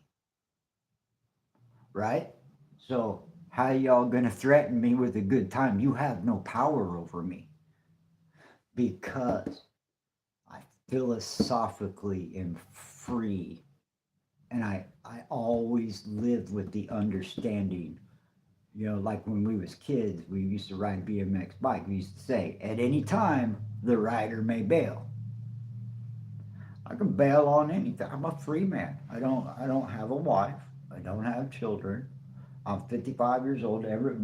All of my friends are dead and gone. My family's all dead and gone. I really got nobody. I am a free man. And so their social engineering threats have no power over me. I laugh at that shit because, like, what are you gonna do? Threaten me for what? You gonna not take my money anymore? That's the worst they can do to you. They can't put you in jail for not giving a shit. But they think I'm supposed to be scared. Oh, they might call the landlord. Oh, I might get it. Okay. Well, you know they ain't gonna do nothing like that because they're gonna have to take you to court. You're gonna get an extension. I mean, it's an expensive, long process to kick somebody. They just wait, not sign a new lease. I know how this game works. So their social programming doesn't have any power to stop me from being myself because I just won't allow it. Now, it may cause me hardship, but that's a sacrifice I'm willing to make. I'm already packed and ready to go in case the police show up here and say, get the fuck out. Coat, that's not gonna happen. But I live in a state of readiness because that solidifies my philosophy and keeps me mindful of the fact that that chair in that kayak is actually more comfortable than the one I'm sitting in now. And I live in a part of the country where you could cut down good hardwood trees. I could go out there and make bows and arrows. You know, there's a lot of crafty stuff I could do, but I'm not interested in production and sales and nothing like that. I don't care for all that stuff no more. But for survival purposes, I'm still young enough. Their social engineering doesn't hold any power over me because I understand there is yet an even more real world beyond the veil of 21st century society. That is why I come across the way I do. It's why I seem like I don't give a shit, but at the same time, why I might lament having a hard time in society. Because I really don't like the game. I don't like the way people talk to me. I don't like the way people look at me. Most people think I'm a fucking idiot that doesn't know nothing. And because I don't have teeth, they assume I'm some idiot drug addict that doesn't care about himself. And so I don't care for all that. I don't care for all that. So I keep my freedom. That's probably why, didn't get along with my wife either because I wouldn't let her fuck around on me. I'm such a jerk for responding negatively to being cheated on. You see how that works? That's social engineering. You're not allowed to get mad when people fuck you over. You're just supposed to be fucked over. Oh, wait a second. Don't I have a part in all this? I am the one getting fucked over after all. What's my part? Well, I don't know, but you're not allowed to react negatively. Okay, I'm going to write a strongly worded letter. No, fuck that. Fujimo, fuck you, Jack, I'm moving on. People hold no power over me. The only power they hold over me is my willingness to be polite. Beyond that, they're fucked. Because I don't give a shit. They're just lucky. See, I actually love people. And because I love people and have met so many people, I actually also hate people. It's a real duality because if anybody on here that's met a couple human beings, man, it's so amazing the difference between 2, 3 different men's minds. We're not made to be all clusterfucked together, man. We were made to travel and build and work. you know.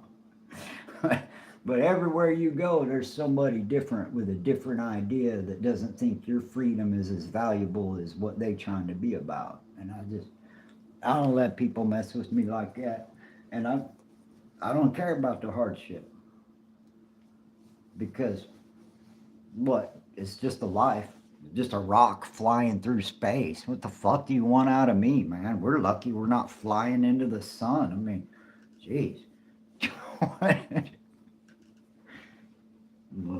Anyways, guys, we need a cigarette. I was sitting here yapping.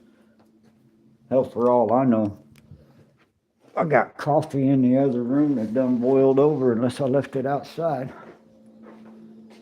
I've been monologuing for a while. Thank you all for listening to my philosophy. There's a lot more behind that. We get a little bit tongue-tied in the thoughts and lots of little stories and life I've lived add into all that. Yep, left the coffee outside.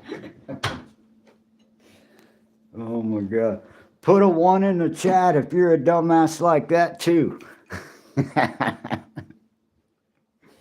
I do shit like that all the time. You know, here's another thing that needs to be mentioned. So, when I was 12 years old, and they take you to the hospital, and the doctors and psychologists back in the 70s, right on, the people in the 70s told my parents that I merely had an artistic disposition. In the 80s, they told my parents I was manic depressive. In the 90s, they told me that I had bipolar. In the 2000s, they tried to tell me it was dissociative identity. I've had a new diagnosis with every decade, but I'm still the same person. And what I derive from that, yeah, soup of the day. What I derive from that is that's the social engineering. What used to be understood as an artistic, creative personality, you know, like 1,000 years ago, they probably would have made me a shaman, you know, or some shit like that or whatever, you know. But even up until the 1970s, humanity recognized that there are some people in the world that are just creative types, and you should just stand back and let them blossom and create, and your best hope is that they'll have a painting in a museum someday. And the world understood. Hey man, maybe I shouldn't fuck with this guy too much, man. He's kind of an artistic, he's not really a civilian. He ain't out here on the streets doing like we do. He's a different kind of a person, right? Society, now they call that a mental health disorder. You're the carbon they're trying to get rid of.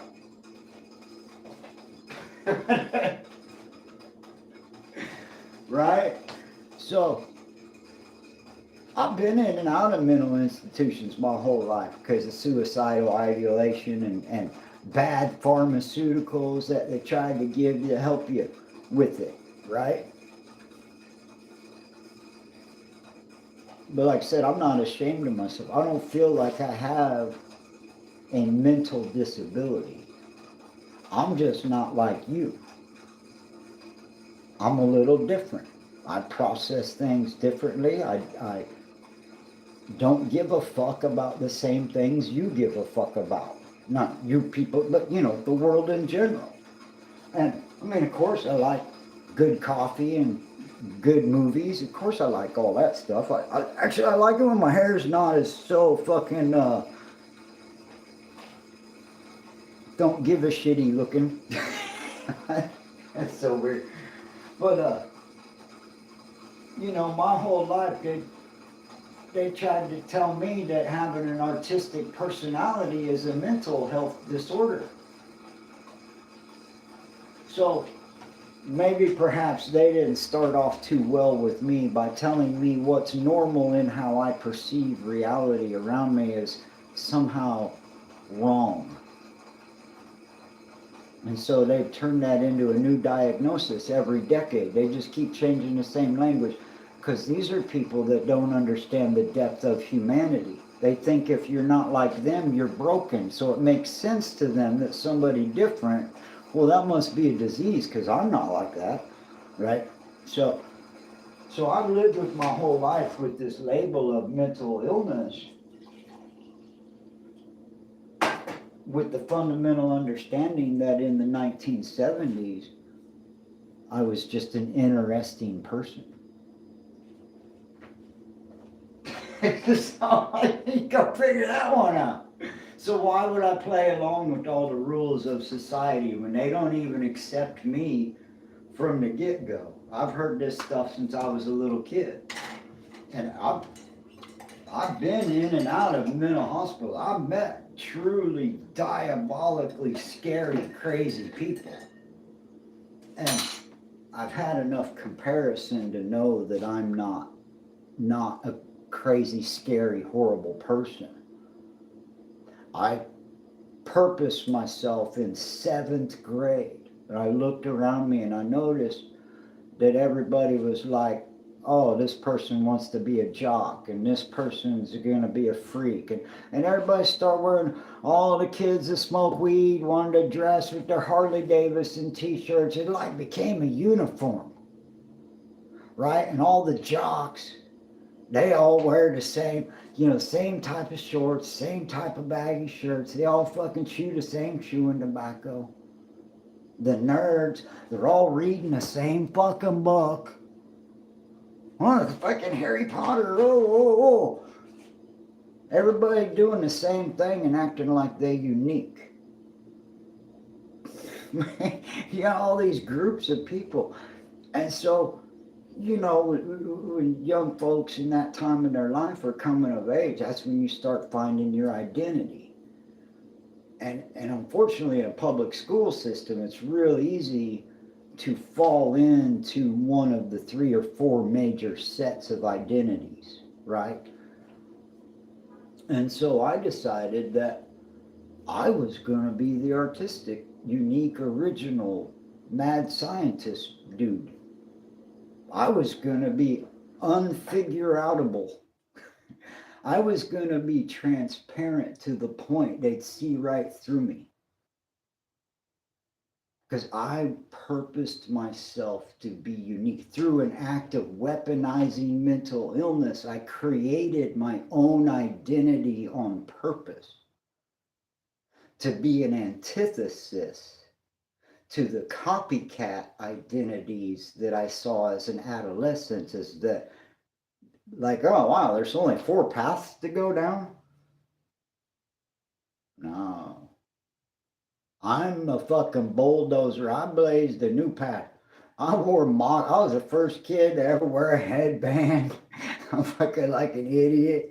I fucking wore moccasins. I hung out with a bunch of punk rockers, man, and partied with them. I sold weed to the jocks. I knew everybody. And so I cultivated this personality. This is not an accident. I purposed myself to be unique and different.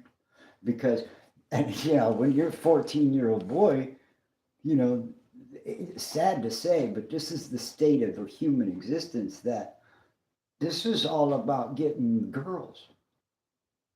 I knew I was a little skinny, scrawny little fucking thing, and I had a decent looking face and I had a decent head of hair, but I couldn't compete with them football players and them rich kids who had cars, so I competed by being unique and original and intriguing to other people. I involved myself with, like, okay, you look up the list, like, oh, okay, well, I think I want to be a Renaissance man. Truly, this is no bullshit. What the fuck is that exactly?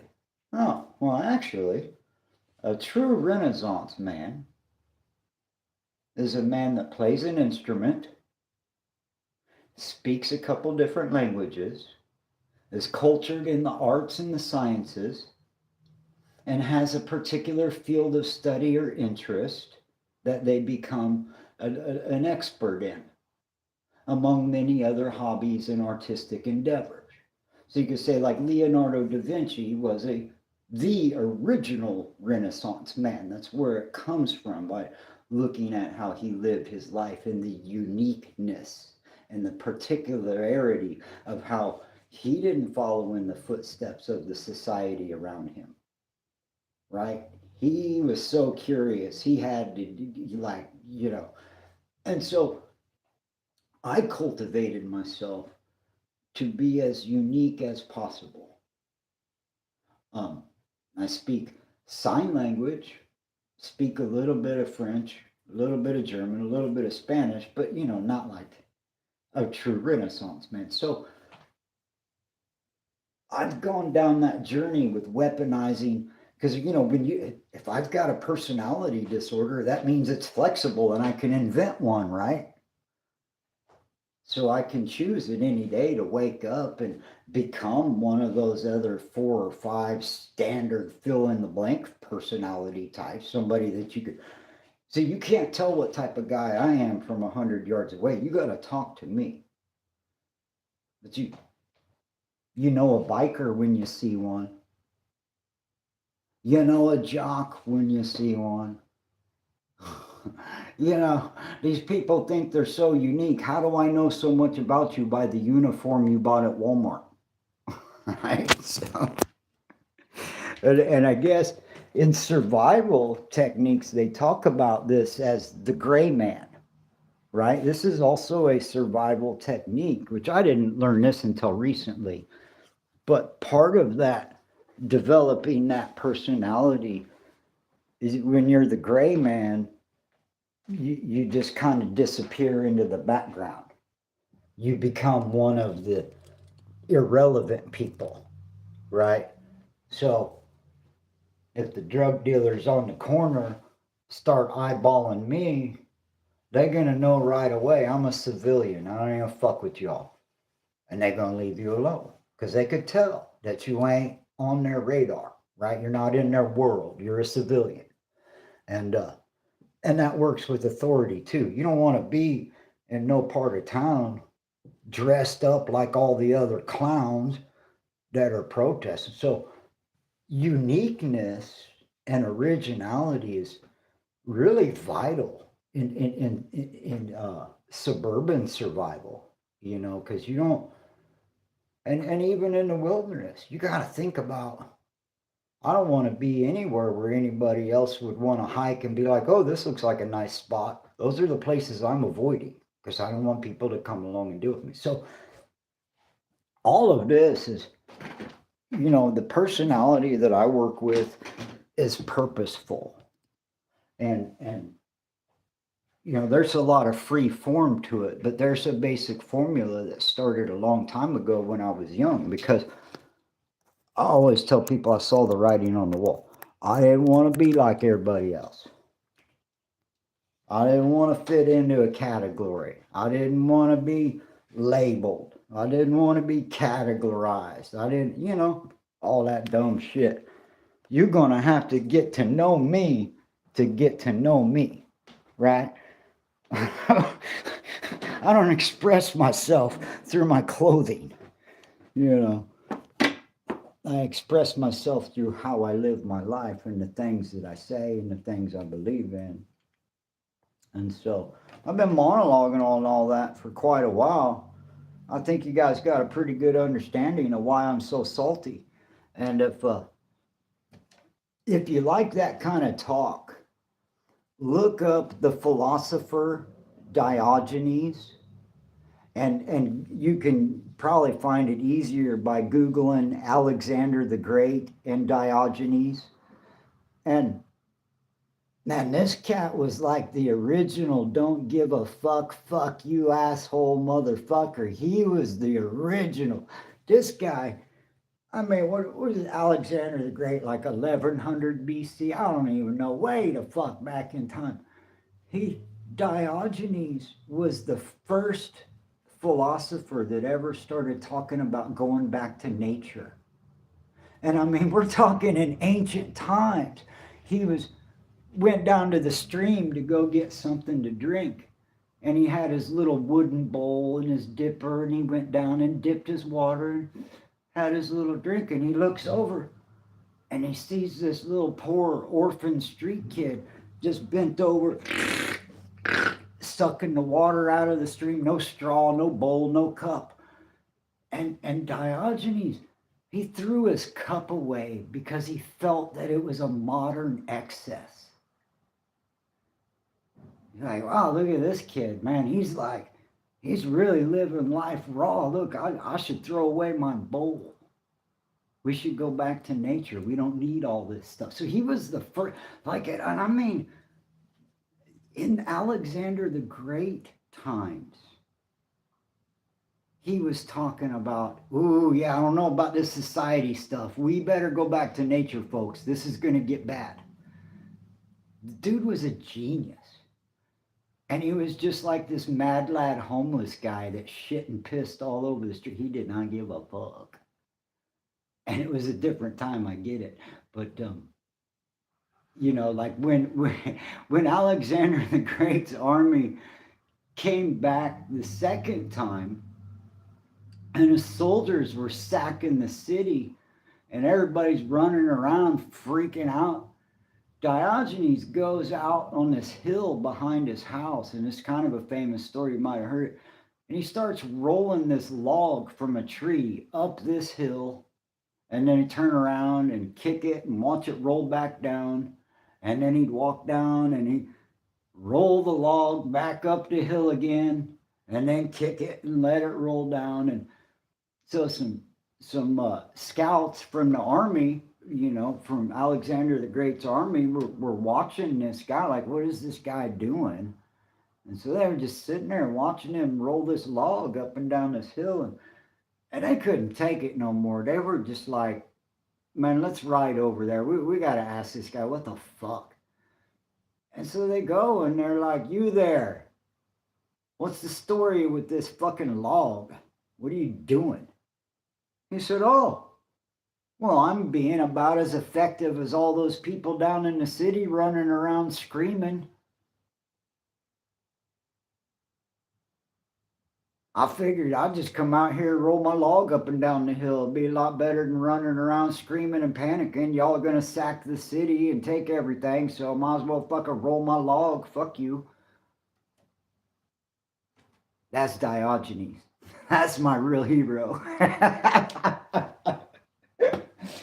What are you doing? Well, I just thought I'd come out here and roll my little log around. Well, why? Because it's just as effective as what all them stupid people down there yelling and screaming are getting done. They ain't accomplishing nothing either. I thought I'd join in the stupidity. I want to have fun too. Gotta find my lighter. Oh, that's hilarious.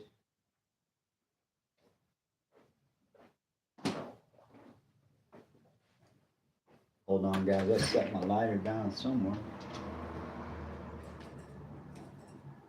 It's got to be in this other jacket.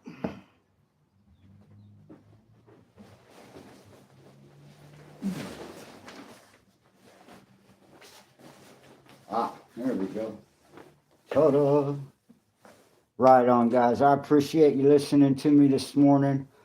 Good times, good times. Hold on one second.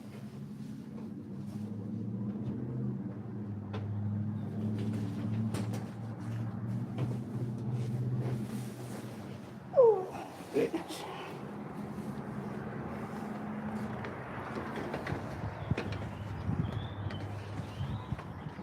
I've been trying to smoke this cigarette for a half hour now. Why don't y'all tell me to shut up?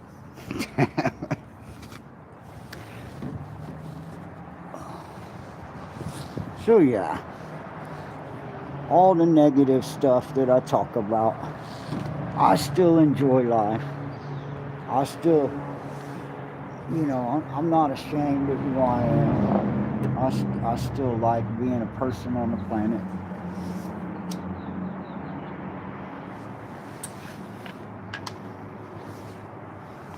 And so I'm going to go ahead and shut this down. I've been on for 3 hours and 20 minutes this morning. I need to clean this porch. I need to clean up my house a little bit now that I'm done with all those projects. And I'm getting ready to start. I've got some of the artwork done, but I'm making my niece a stained glass window for Golden State Warriors, a kid I was telling you about that took his team to championships in college. That's my nephew. So I'm making his mom a stained glass window with his jersey on it and a bunch of personal stuff and his name. It's going to be a pretty cool little basketball dedication window for the kid. And so I'll work on some of that artwork and some of that project. I'll be live streaming the building construction of that, and then hopefully we'll be live streaming our trip to the lake, and we'll do some live streaming, and I'll do some monologuing and just having some more fun. So, and if I was going to be on Josh's show, man, I'd love to do it from the kayak. If I'd get in a space with a good signal and just be in the boat, because I feel a lot more free to talk about stuff away from everybody. I really get into some details of some crazy stuff that went down. But, anyways, guys, thank you for being along this morning. It's really nice to see you all again. Thank you. Appreciate that pushing. And I'll try to not be such a stranger. You guys came into my life when I needed friends more than I do, and I don't want to lose connection with everybody. I like getting on there and yucking it up with y'all. You're a pretty good crowd. So we'll be seeing you real soon. Y'all have a good day, okay? Ormanay out.